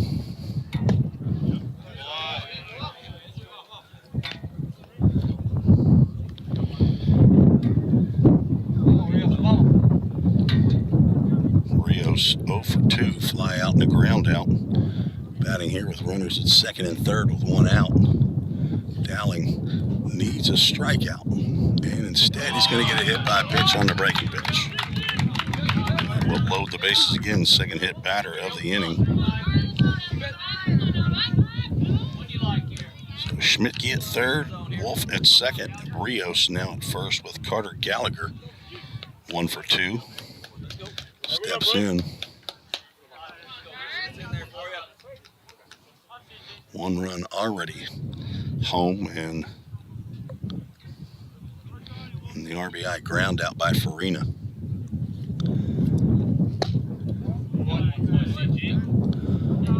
Low and away. Hard from my vantage point here to see exactly what kind of pitch is coming in. I'm blocked by the batter. Just a little off left. Field kind of looks a little cockeyed to me from where the brick wall is. Nice stop by Falsoni on a ball in the turf. I don't have the dimensions of the outfield wall here either. But as I said, all artificial turf field. Pioneers playing at double play depth in the middle, and actually all infielders are back. There's a ground ball. It's going to get into right field for a base hit. One run's going to score. Bell's throw to the plate is cut off. Throw to nowhere. Those runners now going to be at first and third, and 2 runs have scored. Southeastern takes their first lead of the game. 2-run single by Gallagher. Got it right in the hole between first and third, and Schmidtke and Wolf come in to score. 2 runs charged to Jack McLaury, and one of those, which is unearned, charged to Brett Dowling. Cooper Schulte steps in. Throw over to first base, not in time. That was the first hit of the inning. The 6th batter to come to the plate. So 2 hit batters a walk and an error. Dowling got the ground ball. It just wasn't where he wanted it. Runner starts to go. Pitch called a ball. Nope, he called a strike. I'm sorry.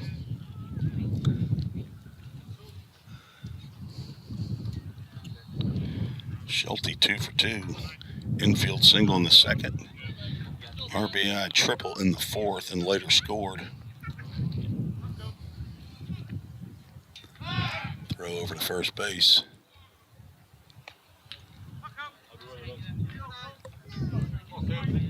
So Michael Farina with an RBI, ground out, and Carter Gallagher with a 2-run single to right field. Southeastern's taking the lead, 7-6. Fouled off the screen. We'll head over the roof that covers the spectators. There's one line of red plastic seats on both sides of home plate. They're covered. Not any big bleachers here. In field 5, another throw over to first. Over at field 3, there's at least some bleachers behind home plate that are right in front of the scorer's box, but they don't have those bleachers here at field 5.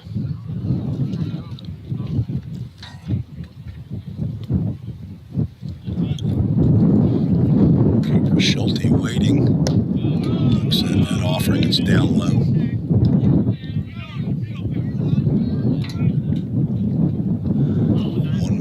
Strike.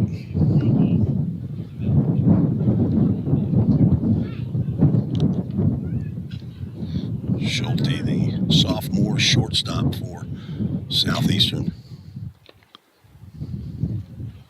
Breaking pitch, very late swing by Schulte. Almost looked like he was trying to keep the ball off his chest. It might have been heading right for his body, and almost like it was a 2-strike swing, but as far as I know, he only had 1 strike on him. So he's got 2 on him now. 72 degrees currently here in Millington.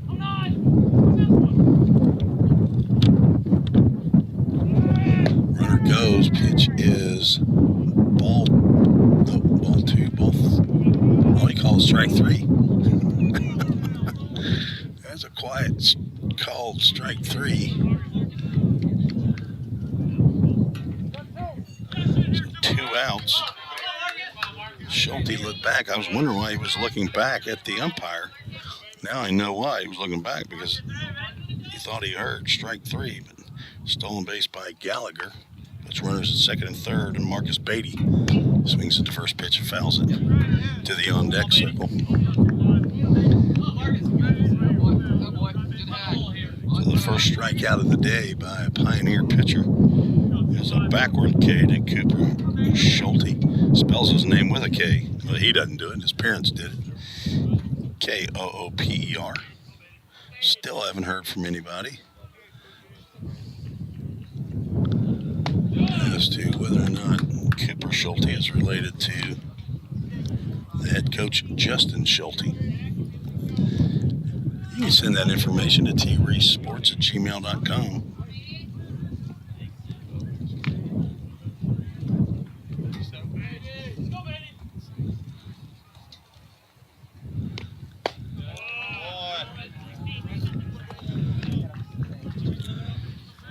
Out now, 2 balls and a strike to the Southeastern left fielder. 0 for 2, reached on an error. And a ground ball back to Parker White in the fourth.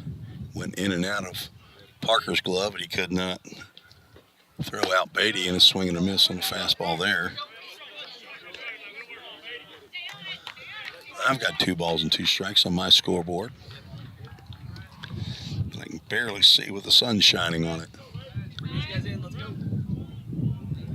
They pay me double when I have to broadcast outside, just because it's such an inconvenience. I'm just kidding. This fastball high and inside, swung on and missed by Beatty. Back-to-back strikeouts by Brett Dowling, but Southeastern takes the lead with 3 runs here in the bottom of the 5th. I'll have to do some figuring to see how many are earned or unearned. I believe they're all going to be earned. There was only 1 hit, 1 error in the inning, 2 runners left on base. We are through 5, scheduled for 9. Southeastern leads 7-6. Thanks for joining me on the VolState Sports Network.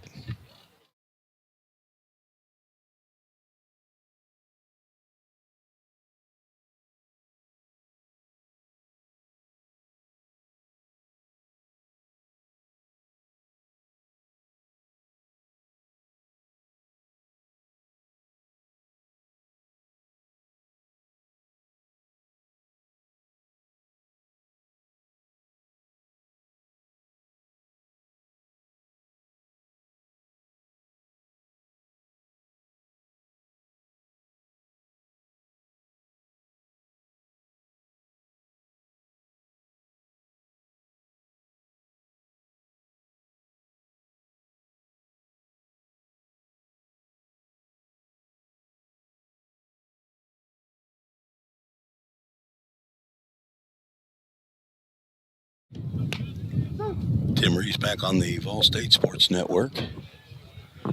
Move to the top of the 6th inning. Dylan Eggle still out on the mound for Southeastern. Found a brave soul in Southeastern's listening audience. Looks like he's a freshman outfielder, Owen Sickink.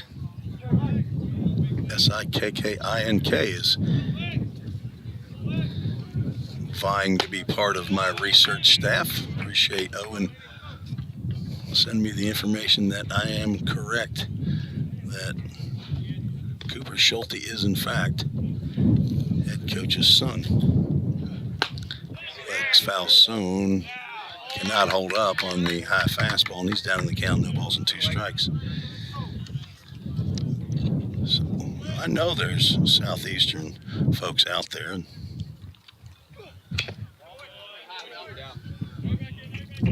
Appreciate you listening in and making a comment from time to time. Tracy, I'm going to go Eveland. Eveland. Also checked in on treesports@gmail.com. Ooh, that was close. Now Sony looks at a pitch just below the knees for ball 2, 2 balls and 2 strikes. Lex is 1 for 1. He's walked and singled.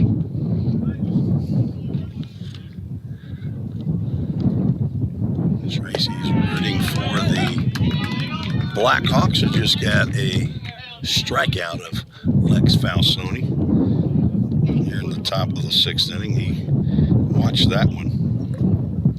Second strikeout by Eggle. And Logan Molnar steps in with 1 out and nobody on. Molnar is 1 for 3 and a run scored. Tripled in the 1st inning. Thank you, Tracy, for the email. Ground ball on the first pitch, swinging again. Farina comes up and throws an absolute seed to Caleb Wolf at first base. 2 quick outs. As the wind playing havoc again. 2 outs, and Zach Zimmerly steps to the plate.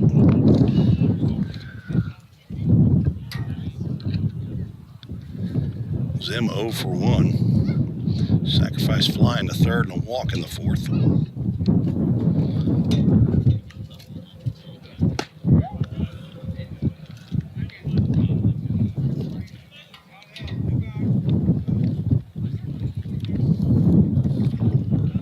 I think he called that a ball.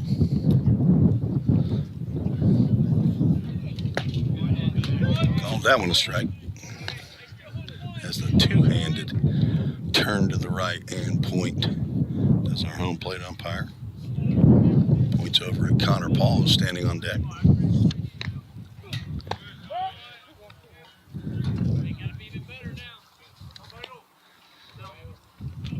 Tracy said that they are heading back to Wisconsin. Would that be Johnson Creek, Wisconsin? So they're driving. Rios, just a stretch for that pitch outside.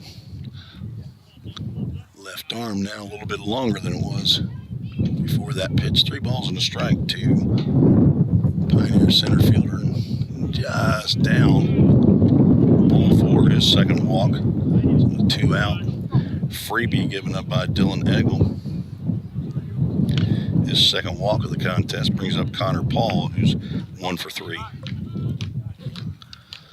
And time is called, and out of the dugout comes head coach Justin Schulte, and that might be the end of the line for Dylan Eggle. He's looking down at the bullpen for the left-hander, and he's called for the new pitcher. So we'll take a quick break, tell you as much as we can about the new pitcher, and we return on the VolState Sports Network.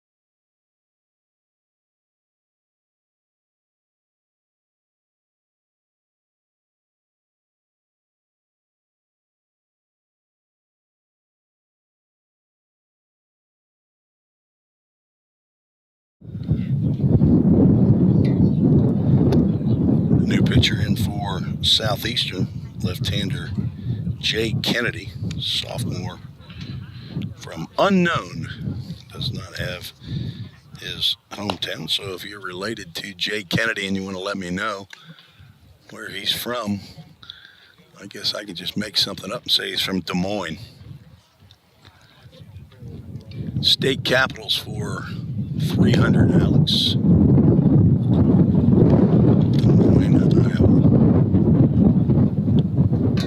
I think that's right. I don't know. I can't get on my Googler.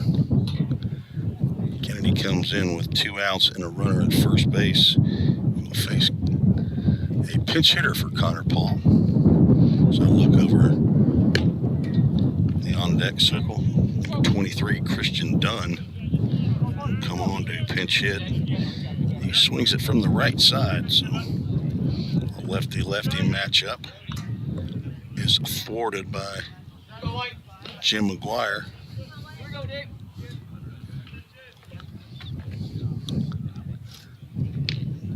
Christian Dunn, first pitch swinging, pops one up at the right field. That may drop.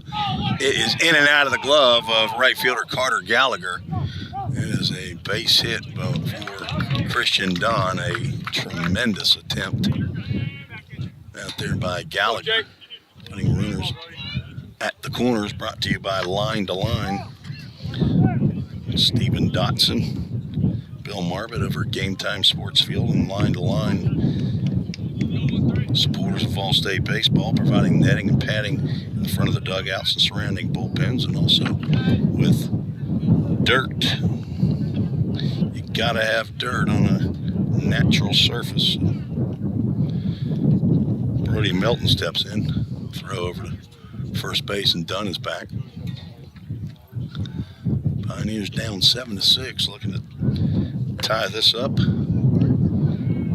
or go ahead. Melton is due. Walked and scored in the 4th, but looks at a called strike at the knees. Christian Dunn came off the bench bench swinging at the first pitch he saw from Jay Kennedy. First left-hander we've seen. Southeastern's tried 3 right-handers out there. Another throw over to Chase Dunn back. Christian Dunn from right here in the Memphis area, Collierville, Tennessee. Recent transfer from Dyersburg State by way of Blinn Junior College in Texas. Catcher plays a little right field. Delivery is high and away. Rios with the nice slide to snag that fastball.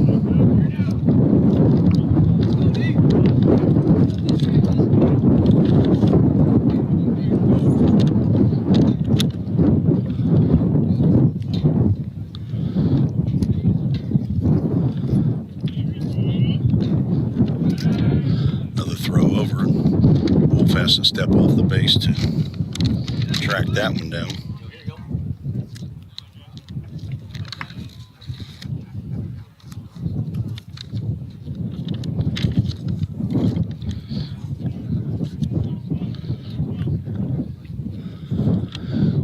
Another fastball high and away.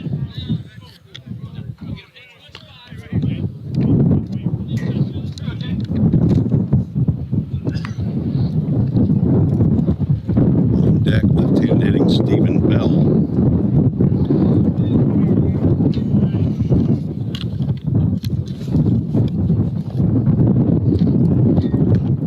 Swing and a miss by sophomore first baseman.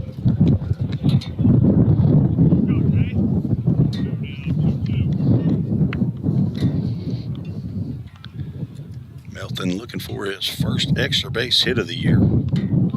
It's 3 singles. Also looking for his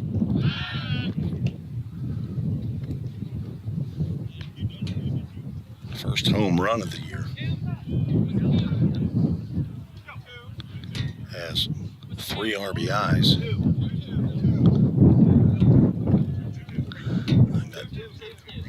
I got 2 balls and 2 strikes. Jim McGuire checking with the home plate umpires. Thought maybe it was a full count, but I got 2-2 on my scoreboard, so that's what our home plate umpire said. And Brody just gets a piece of that one. Hops off the brick wall and right out to Kennedy, and he sends that one back. Not sure why a pitcher would do that. I didn't see the umpire hollering for the ball to come back, but I would think a pitcher would want to throw a scuff ball if you could. We'll do it again. 2 balls, 2 strikes, 2 outs, 2 on. Here in the top of the 6th inning, another foul ball off the screen, and that will get off the metal roof. Stay close by so that nobody has to go retrieving a baseball. Brody Melton in a big spot right here with his team down by 1. Looking to find a gap.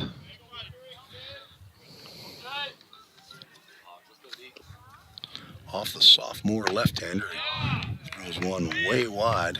And now we up full count. Ministries full count. First baseman Caleb Wolf will be playing behind Christian Dunn down at first base, who will be off with the pitch.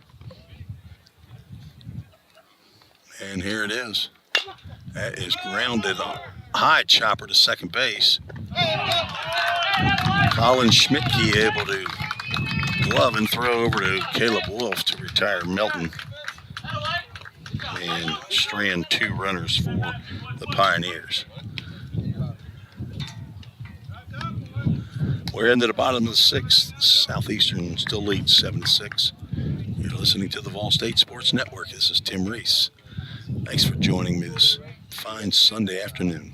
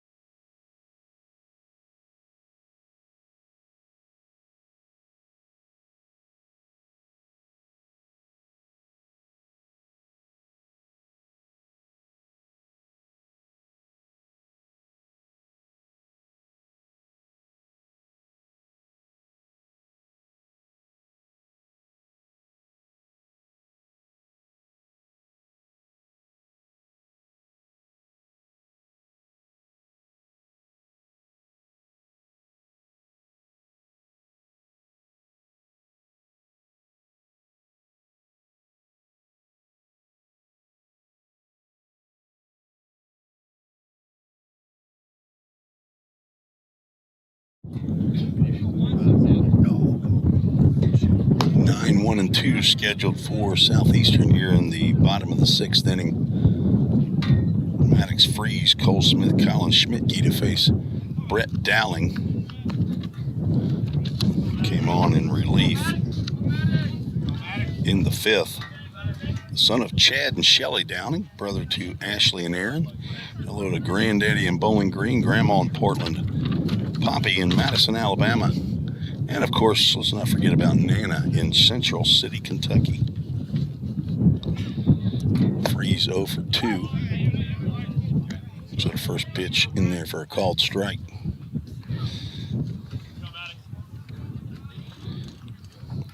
The son of Mickey Freeze from Norway, Iowa. Bet it's cold there in Norway.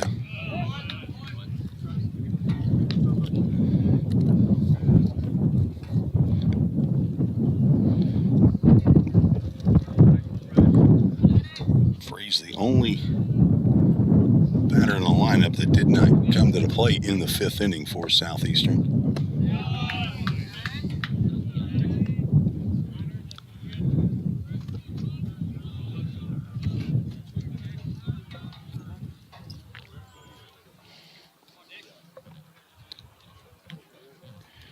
Grounded into a 4-3 double play in the 4th. Out goes 3 balls and a strike. With action in the Pioneer bullpen. Looks like big Trent Miller down there getting loose.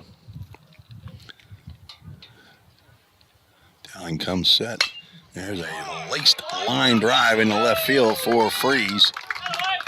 Lead off the bottom of the 6th inning. His first hit of the ball game.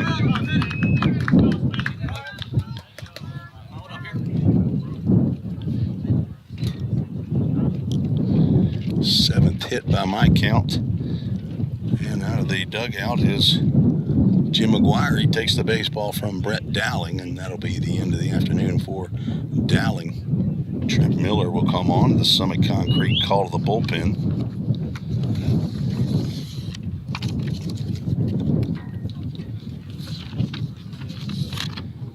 Trent Miller, 6'4", 235-pound true freshman from Greenbrier, Tennessee. Greenbrier High School. General Studies major at VolState. The son of Bill and Treva Miller. And the brother to Presley and Kendall. Hello to Mamaw and Nanny. Not sure where Mamaw and Nanny are listening from. I don't have the hometowns or Trent's grandmas, but if they're listening in, send me an email to treesports@gmail.com. That's how you data mine. You can do it overtly or covertly.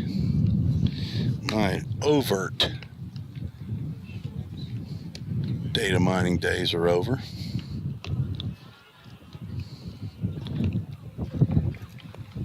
Trent Miller.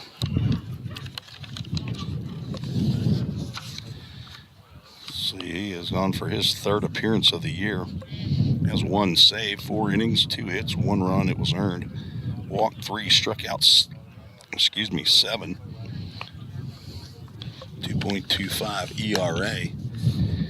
Or the tall, hard-throwing right-hander. He will face the top of the lineup.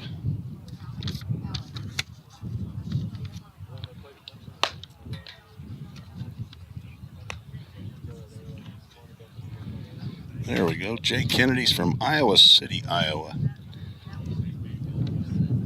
Jenny has checked in on treesports@gmail.com. Thank you for the email. Jay Kennedy, the left-handed pitcher, for some reason, whose hometown in high school does not appear on the Black Hawk baseball roster that I pulled off their website. Graduated from Iowa City High School. You just ask and people will help. See how many of you are out there on the broadcast right now. We have eclipsed the 100 mark, folks. Oh, apparently 30 of you left. It just rebooted and went down to 75. Where did everybody go? Maybe they'll come back now that we're in pitcher. Pitch thrown, throw down to second base, and Lex Falzone is just thrown out. Maddox Freeze. Second caught stealing. And pitch was a ball and 1 out. Maddox Freeze singled and was erased on the caught stealing. Cole Smith had a very productive day. 2 doubles, a walk, 3 runs scored.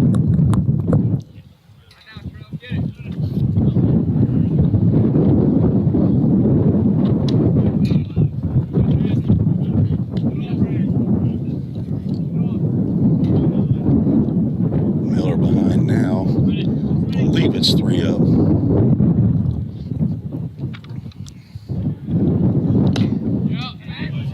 Well, apparently now it's 3-1. I thought I might have missed a strike in there. I apologize, folks. This traveling road show of the VolState Sports Network is just me. Fouled off. Well, the Full Count Ministries Full Count. Go to fullcountministries.com. See that all the ministry's doing for baseball players for all of eternity, not just their time here on this earth, but planning for life after. Breaking pitch in there for a called strike, and Trent Miller gets the backward K, and now 2 outs, nobody on. Nice pitch by Miller. He'll face Colin Schmidtke, the second baseman.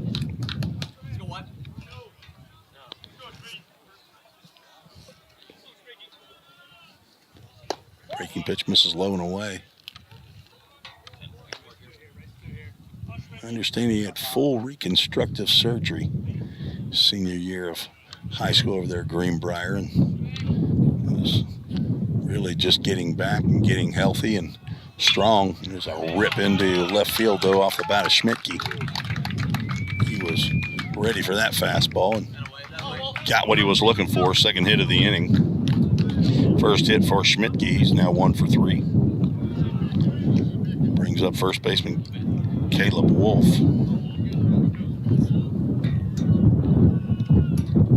Eight hits now for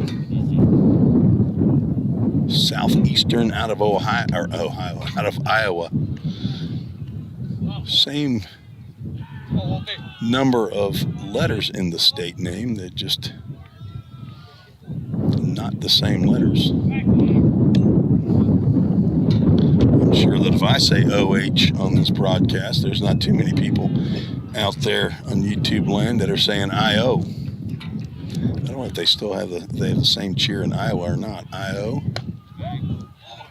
WA? No, it just doesn't sound the same, I don't think. And they probably don't root for the Ohio State Buckeyes like I do. Wolf reached on a sacrifice bunt. Error on Falzone, who could not stick the fork in it. Runner goes. Pitch is high and inside on a breaking pitch, and Falzone didn't have a chance there. Schmidt picked the right pitch to go on there. Breaking pitch. I believe that's the first stolen base. No, second stolen base of the game. Gallagher had one in the 5th.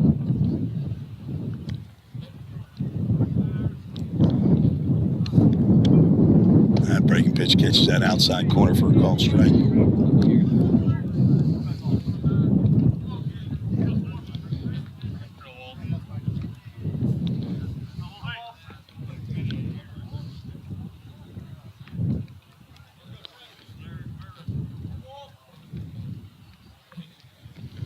Two outs, runner at second. Fastball swung on and missed.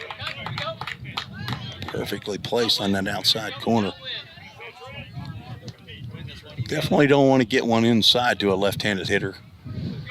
The wind blowing out basically toward the right field corner now. A little gust as it is right now. 2-2 pitch. Wolf able to hold off, and we'll have another full count. Ministries full count.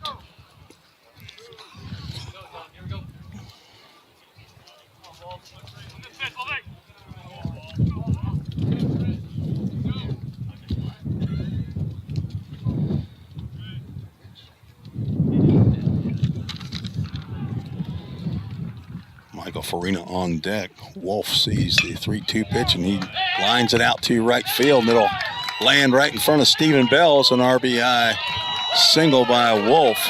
Bell having to play deep. And Southeastern goes up 8-6. Second RBI for Wolf, first hit of the game. It's back-to-back hits for Southeastern, so the stolen base, huge. Put Schmidtke in scoring position. 3 hits now in the inning. Michael Farina 0 for 3.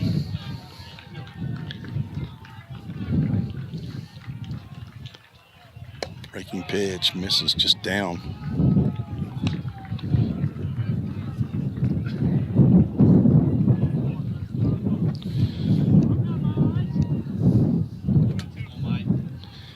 Miller came on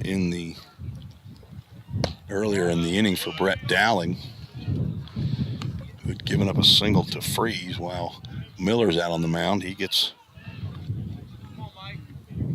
a caught stealing. Lex Falsoni throws Freeze out for 1 out, and then strikes out Cole Smith, but gives up a single, a stolen base, and another single.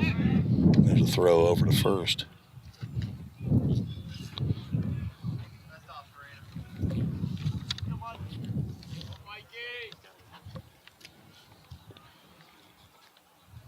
In the bottom of the 6th inning, 1 run across, runner stays put, and it nearly hit Farina's elbow. He lifted it just at the last instant. 3 balls, no strikes to the freshman third baseman from Mundelein, Illinois. And he's going to get hit with that one. So instead of ball 4, Miller going to give him a little bit of a diamond tattoo.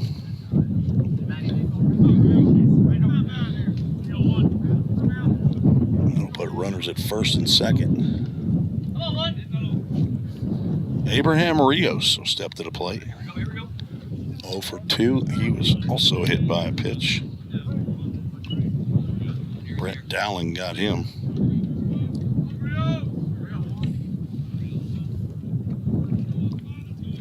Miller looks back at second. Pretty good sized lead back there. Popped up. That will get out of play.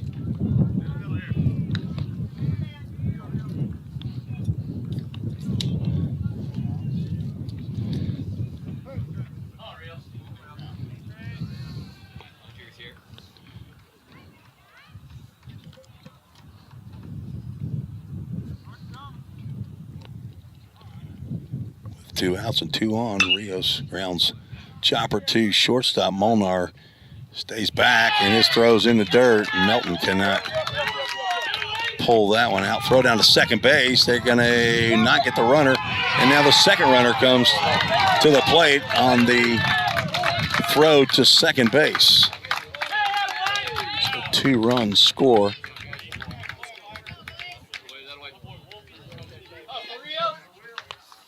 So Rios reaches on the error.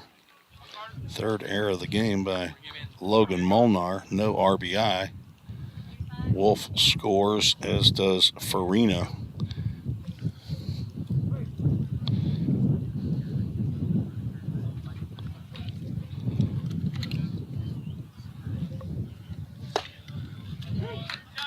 Fastball to Gallagher in there for a called strike. Gallagher 2 for 3 with 2 RBIs and a run scored.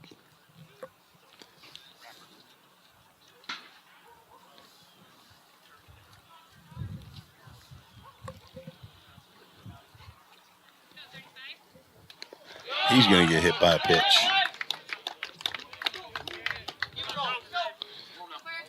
Second hit batter by Miller.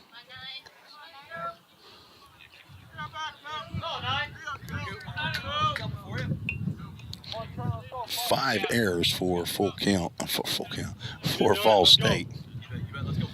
Cooper Schulte steps in. He's also 2 for 3.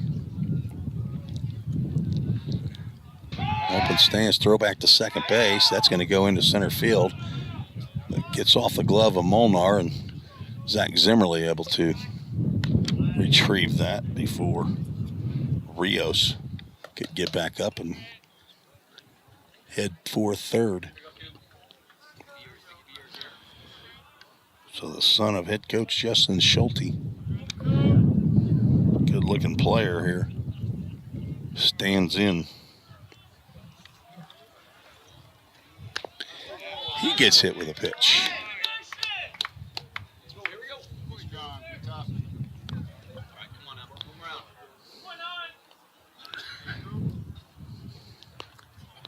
Base is now loaded.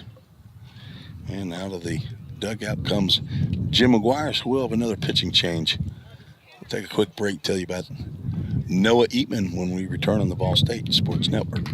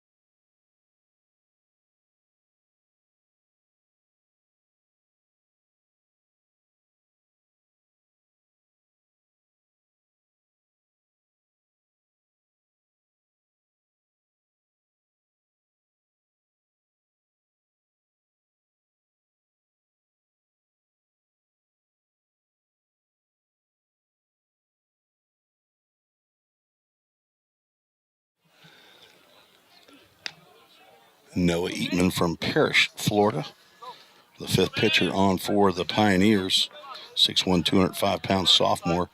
He is headed to Kaiser University down in West Palm Beach. He will face Marcus Beatty as the ninth batter to come to the plate here in the sixth inning. 10-6 Southeastern leads. Trent Miller goes 2/3 of an inning, gives up 2 hits, hits 3 batters, has 1 strikeout, and so far given up 3 runs, responsible for the 3 runners that are on base. Eatman's breaking pitch in there for a called strike. Like Beatty was trying to spin out of the way of that one and almost leaned over the plate. Been interesting to see if this umpire would have called that a strike or a hit by pitch if Beatty had taken that one in the elbow. Fastball misses low and away. Noah is the son of Dave and Monique Eatman, grandson of Papa in Englewood and Gigi in Parrish, Florida.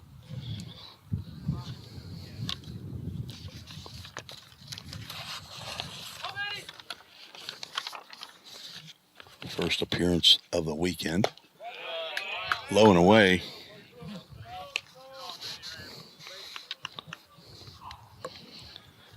Fifth appearance of the year for Eatman. 4th in relief. 6 innings pitched. 6 strikeouts. It's a ground ball, base hit in the left field. It's going to score 1, and 2 runs will come across.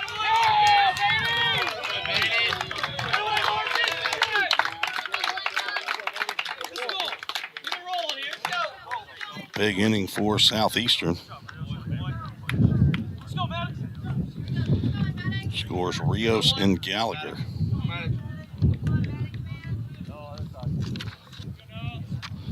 Those runs charged to Trent Miller. 4th hit of the inning, and now Maddox Freeze, who started the inning off with a single, will come to the plate. Was caught stealing. Pops that one up out through right field. Stephen Bell over. Let's see. Now he's going to go back, and he's going to have that one go off his glove. That's 2-run triple for Maddox Freeze.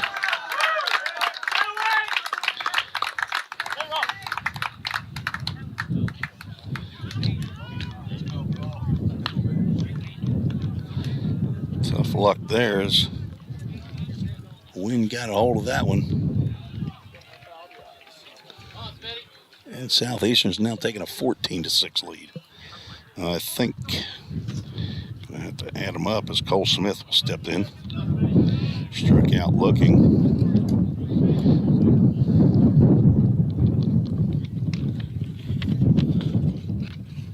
Breaking pitch inside.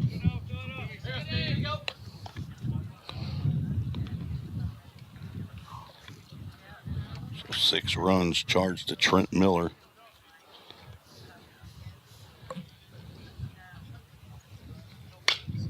Grounded foul down the third base line.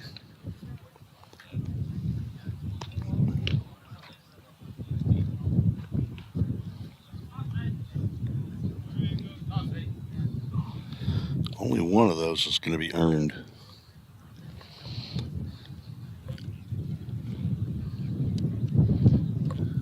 According to my quick and dirty check.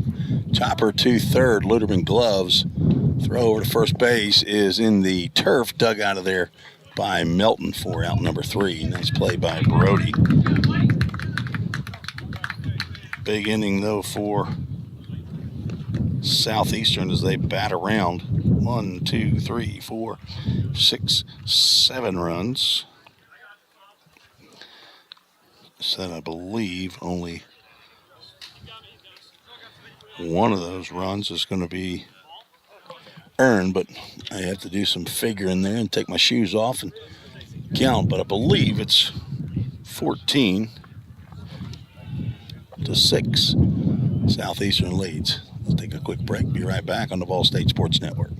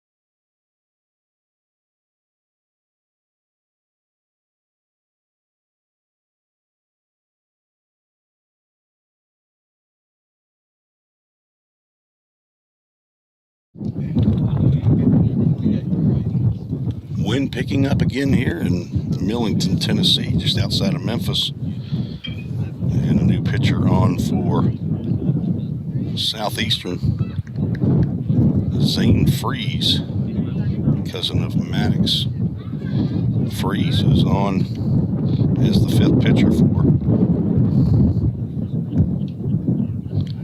Southeastern. He's going to face pinch hitter Cam Hodges in for Stephen Bell.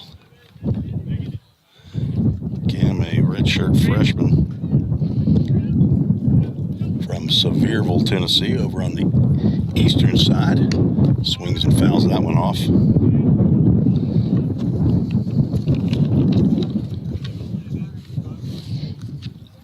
Getting his first at-bat of the weekend. Fouls one back to me. His buddy Drew Webster goes and picks up a couple fouls, foul ball, 6 foot, 195 pound outfielder. Son of Michael Hodges and Jessica Roberts. That one comes back, hits him in the shin after it hits the brick wall. Count goes 2 balls and 2 strikes. Cam looking for his first hit of the year. Hello to Granddad and Nana in Gatlinburg and Pop and Brandy in Granger County. Sisters Ashlyn, Sydney, Morgan, and Madison. Ground ball to third. Farina, a strong throw. Will get Hodges for the first out.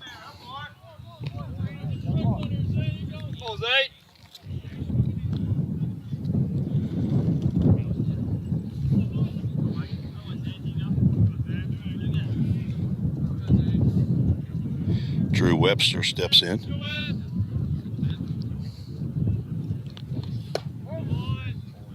First pitch down. Webby 1 for 3. Got a double. Drove in a run and he later scored. Delayed call for a called strike.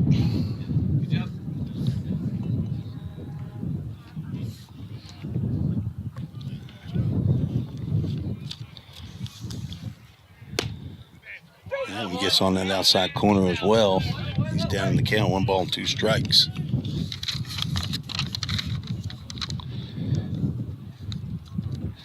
Zane Freeze wearing the number 58.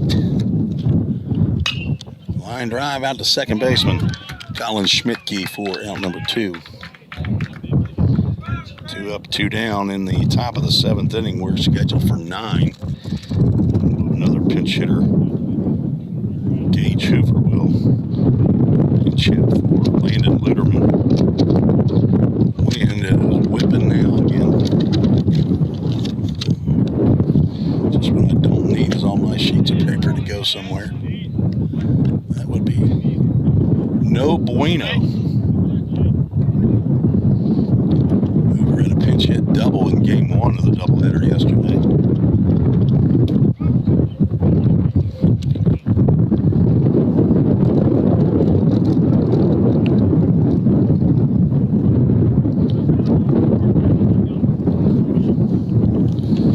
Son of Mike and Angie Hoover. Mike with the Accurate Mortgage donation for the outfield sign. Fouls that one off to the right side.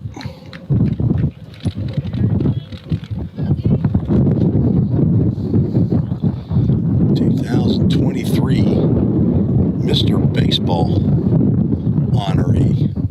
Last year was district MVP and Stewart's Creek High School Male Athlete of the Year. All kinds of accolades for Gage Hoover. Landon Luderman finishes 2 for 3 with a 3-run home run, his first of the year. Hoover fouls that one off. On deck, Drew Plummer.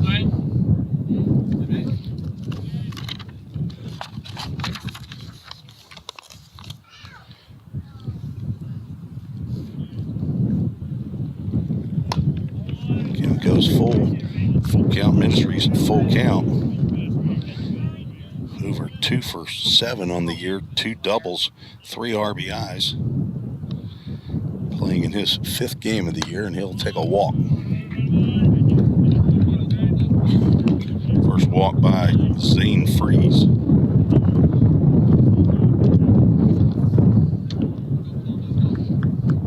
Jay Kennedy goes a third of an inning, gives up one hit. No runs, no walks, no strikeouts. Plummer is going to get nicked with that one, and he'll head to first base with a hit by pitch.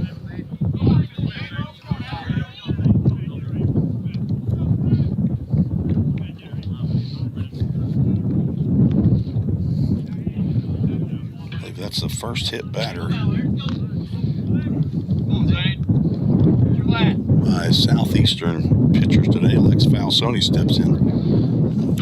Sun being covered by the clouds right now, and that wind bringing a little chill to the air here. So I sit right behind home plate. Freeze steps off. It's his only free disengagement for this batter. Fastball misses high and away.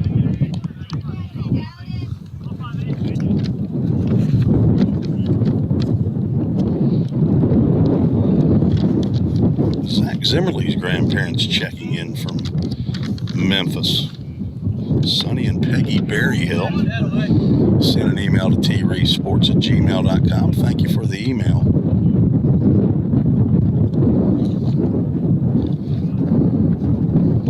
Wonder what part of Memphis you live in. I'm sure you're not down there by AutoZone Park. Downtown Memphis, down by the Rendezvous barbecue place. I assume that's still open. My favorite barbecue in Memphis has been at the commissary. My main office while I was working in Nashville was in Memphis, and we'd come down from time to time, and Get your last year, Zane. Come on. it goes 2 balls and 2 strikes. Go down with a co-worker, and we'd head over to commissary. I can't remember now what street that was on, but that is some delicious barbecue there. Brisket, swing and a miss, and Freeze gets Falsoni swinging. So 2 runners stranded, got on via the walk and a hit by pitch, but first strikeout of the ball game for Zane Freeze. Finishes the 7th inning for Pioneers. No runs, no hits, no errors. 2 runners left on base. Now headed to the bottom of the 7th. Take a quick break. Listen to the VolState Sports Network.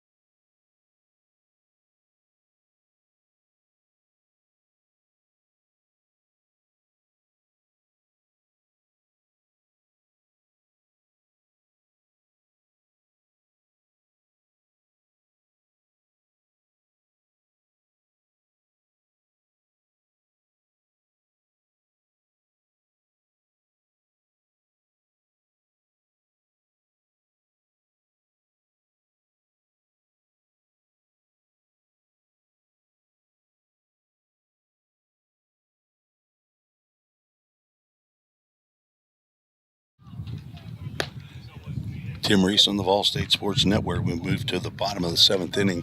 Noah Eatman back out on the mound for VolState. Cam Hodges takes over in right field. And Walker Strange, the new third baseman. Victor Luderman was pinch hit for. Let's see if we got Plummer still out there at second base. I believe we do. And I believe that's still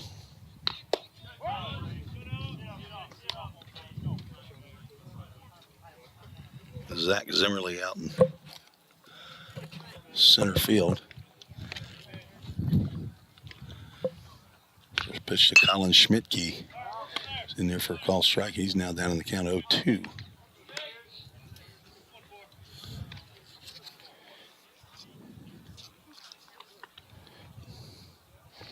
Schmidtke singled, stole a base, and scored in the 6th.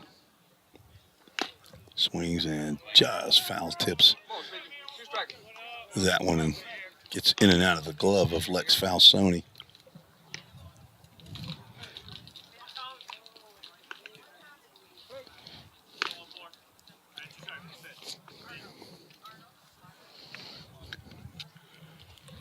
Oh, 2 pitch on the outside corner for strike 3. It's pretty generous there, Mr. Schmidtke, I'll have to say.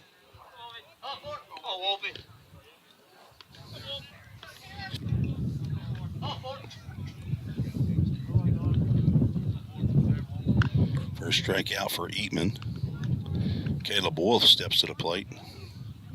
1 for 3, singled, drove in a run in the 6th.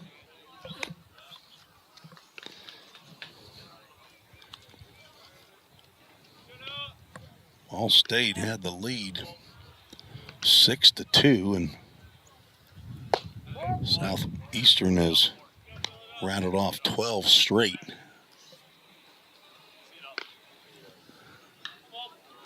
Take a 14-6 lead here in the bottom of the 7th. Scheduled for 9 innings here at Millington. High fly ball to deep center field. Back goes Zimmerly, and he's not going to make that catch. And it's going to hop over the fence for a rule book double. Wolf put a charge in that one. His second hit of the game. Brings Michael Farina to the plate.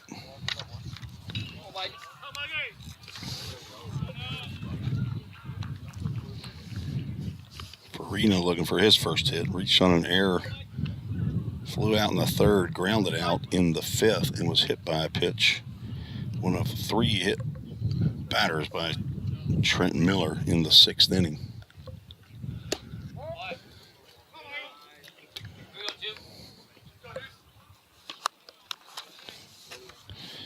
Eatman appeared 14 times a year ago, had 1 start, had a 3-1 record, 3.86 ERA for the Pioneers. There's a breaking pitch in there for a called strike. Farina looked back and he's asking the umpire something about that. From my vantage point, it looked like it was right down Broadway. Abraham Rios on deck. They're going to throw back to second base. That's going to hit off the runner and carry him right over to Drew Plummer at second base. So Caleb Wolf got to pick up a little bruise there. Drew Webster in left. Zach Zimmerly playing deep center field. Cam Hodges, the new right fielder, patrolling. Breaking pitch popped up in the infield. Walker Strange, new third baseman, will come over and make the catch in foul territory for out number 2.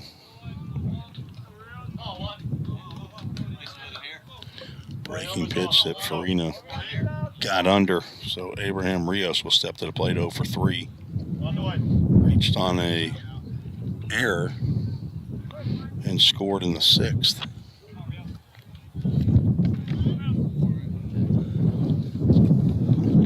Eatman trying to get out of this.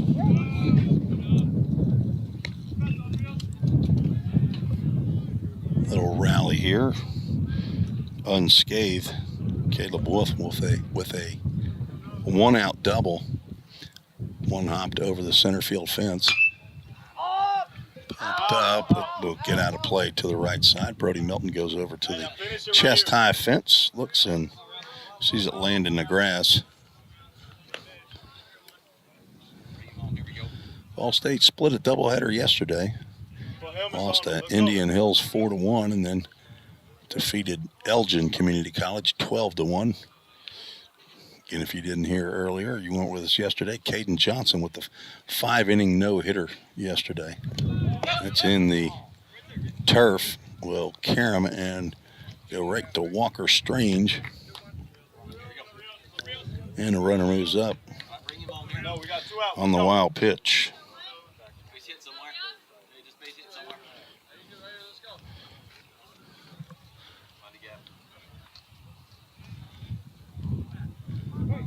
Stay true right here. Let's go.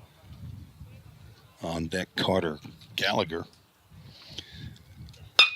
Ground ball to second.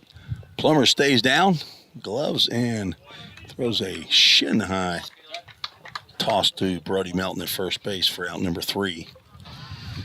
No runs, 1 hit, no errors, 1 runner left on base. It's the first 0 since the 2nd inning that Pioneer pitching has put up for Southeastern. Take a break. Be back for the 8th inning. We return on the VolState Sports Network.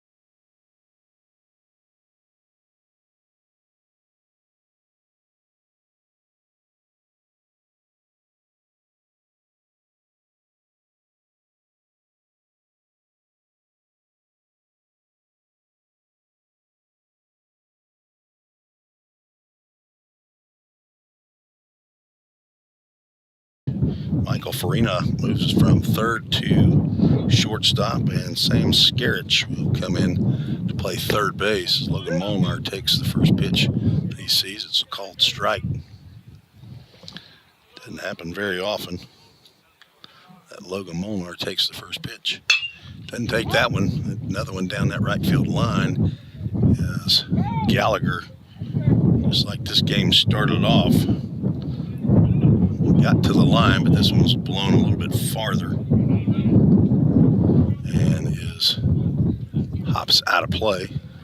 Strike 2 to Logan Molnar, who's 1 for 4 in the game.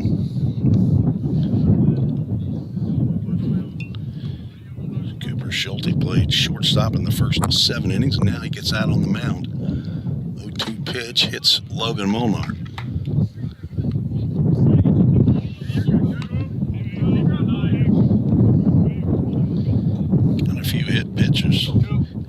Hit by pitches now. A couple by Southeastern and I think 5 by VolState pitching.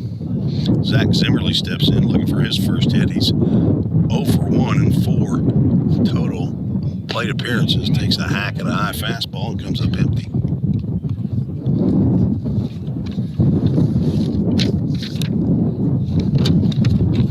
Zach's grandparents have checked in on the tresports@gmail.com email address. Strike call on the outside corner.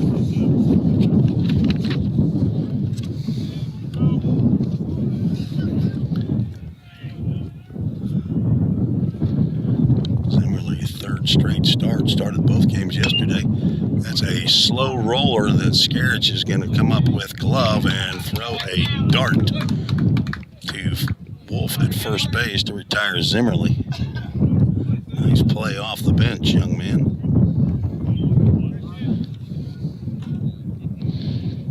That had to be a quick transition there, and Skarich able to get it done. S-K-A-R-I-C-H.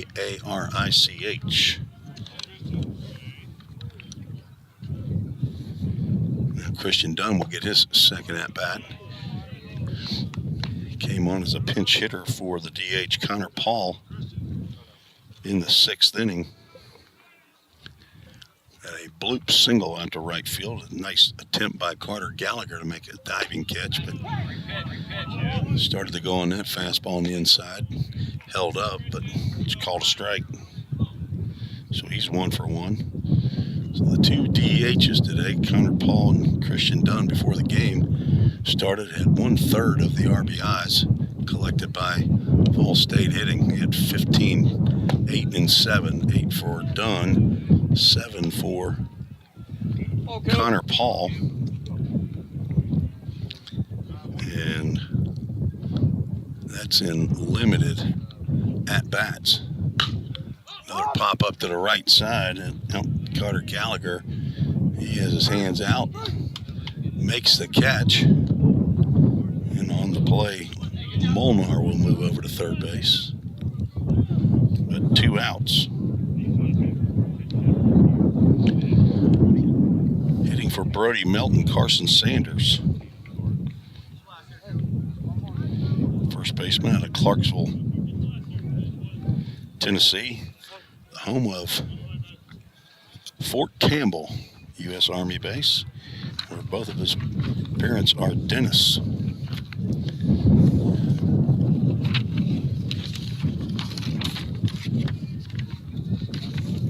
5'11", 200-pound freshman. Went to Clarksville High School. He's a biology major. Swings at the first pitch. I'm telling you, that alarms me, I guess. Maybe it's old habits for me, but I probably never swung at the first pitch in my life in college. Not recommended, probably, but so many of these guys, I'm not saying it's wrong, just merely observing it. A lot of guys step up there, and whether they're coming off the bench or they're in the starting lineup, they swing at that first pitch if it's in there. Good cut there on a disappearing two-seamer, maybe, or a changeup. Sanders now down in the count, 1 ball, 2 strikes. I'm sure he'll go in at first base in the bottom of the 8th inning. Trying to collect his first collegiate hit, I believe.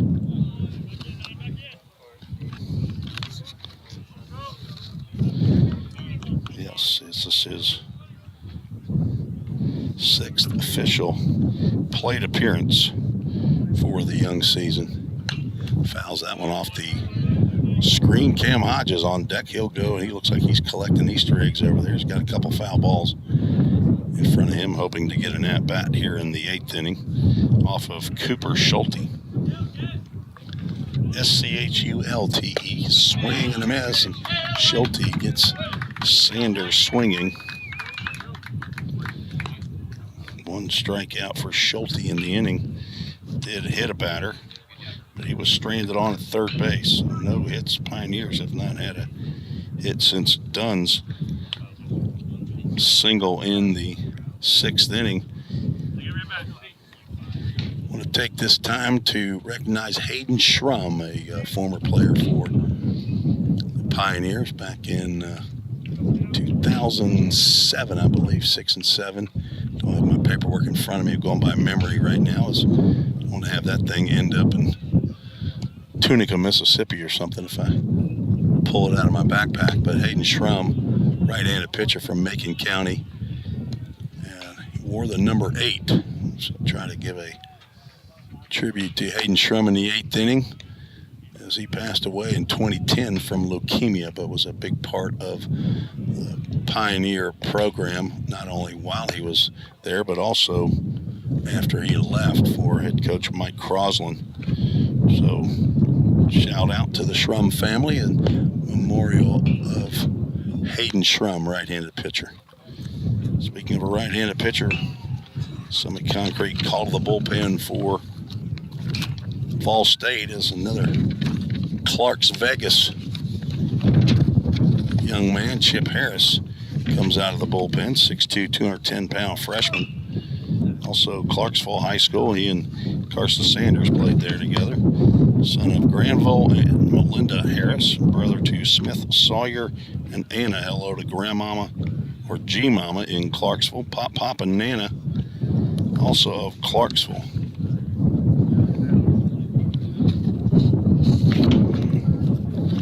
Carter Gallagher steps in to face Carter Chip Harris.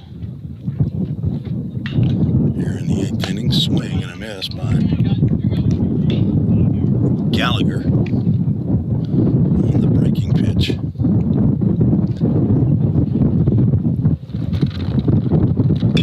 Fouled off. Count goes 0-2. Gallagher 2 for 3 in the ball game. Couple singles, couple RBIs.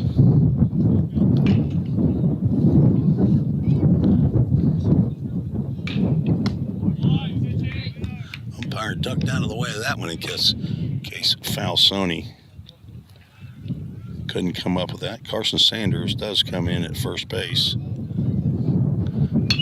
Popped up. See if Sanders will get over there. No, Drew Plummer says, I got that one. Carson handled that one for out number 1. And now the pitcher, Cooper Schulte, stands in. 2 for 3. Triple and RBI, 2 runs scored. And he's going to get hit with another pitch.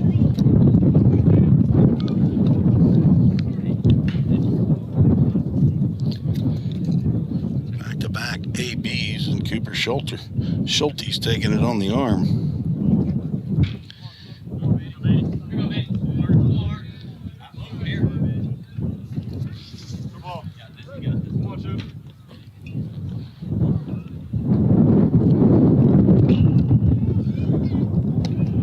Dirt, Schulte takes off and then throw wide right.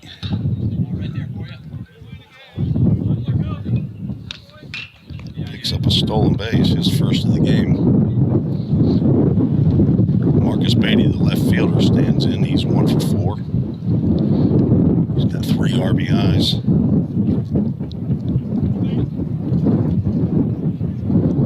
Looks like a pinch hitter on deck. Fouled off to the right side.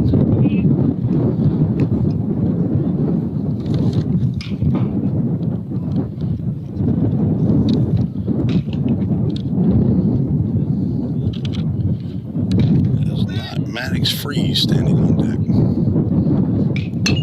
Ground ball to short. Molnar comes up.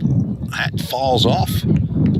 Almost looked like he turned his head so the hat would come off. Bobbling on his head. Maybe he was looking at third base, but didn't have a chance to get Schulte, as that was a high chopper, but Molnar makes the play for out number 2. And here is the DH that's gone away. It's our man Sam Skerich. Swings at the first pitch, flies one out to right field, sends Cam Hodges back, and he is over, and that ball is going to wind blow out of here. I mean, that looked like a pop-up to start off. The first home run of the ball game for Southeastern. And I'm telling you, that 25-mile-an-hour wind got up there and got that one. And that will end the ball game, it looks like, is what they're saying. Against the 10-run rule, I thought we were going to go ahead and play 9, but Coach McGuire walking over. I'm guessing 2-run homer, it will end it here in the 8th inning. So a walk-off 2-run home run by Sam Skerich is the difference.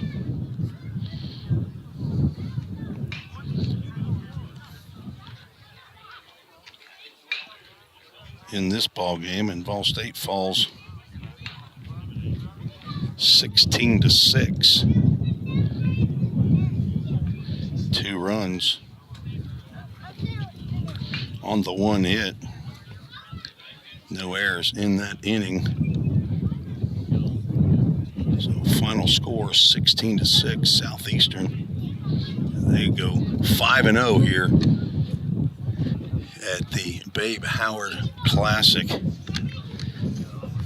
VolState will go home with a 1-2 record. So I want to thank you for listening in. We don't have, let's see if we even have a player of the game. I guess Landon Luderman will be a Toyota of Gallatin player of the game. He ended up with 2 for 3 day, a 3-run home run, 3 RBIs. So Landon Luderman is our player of the game. As John Ripel did check in earlier on text. Don't know if John's still listening in, but let's get to our Full Count Ministries verse of the game. There we go. Psalm 86:11. Teach me your way, Lord, that I may rely on your faithfulness. Give me an undivided heart that I may fear your name. Psalm 86:11. Thank Full Count Ministries for the use of their equipment and their broadcaster, and for giving me the first opportunity to begin my broadcasting career. That is the Full Count Ministries verse of the game. So the Pioneers had a 6-2 lead and then gave up 2 touchdowns to take the loss 16-6 here in 7.5 innings, almost 8 innings on a walk-off mercy rule home run by Sam Skerich. So for Athletic Director Bobby Hudson and Head Coach Jim McGuire, this is Tim Reese saying God bless you. So long. We'll talk to you Pioneer fans next Friday from Motlow State. You've been listening to the VolState Sports Network.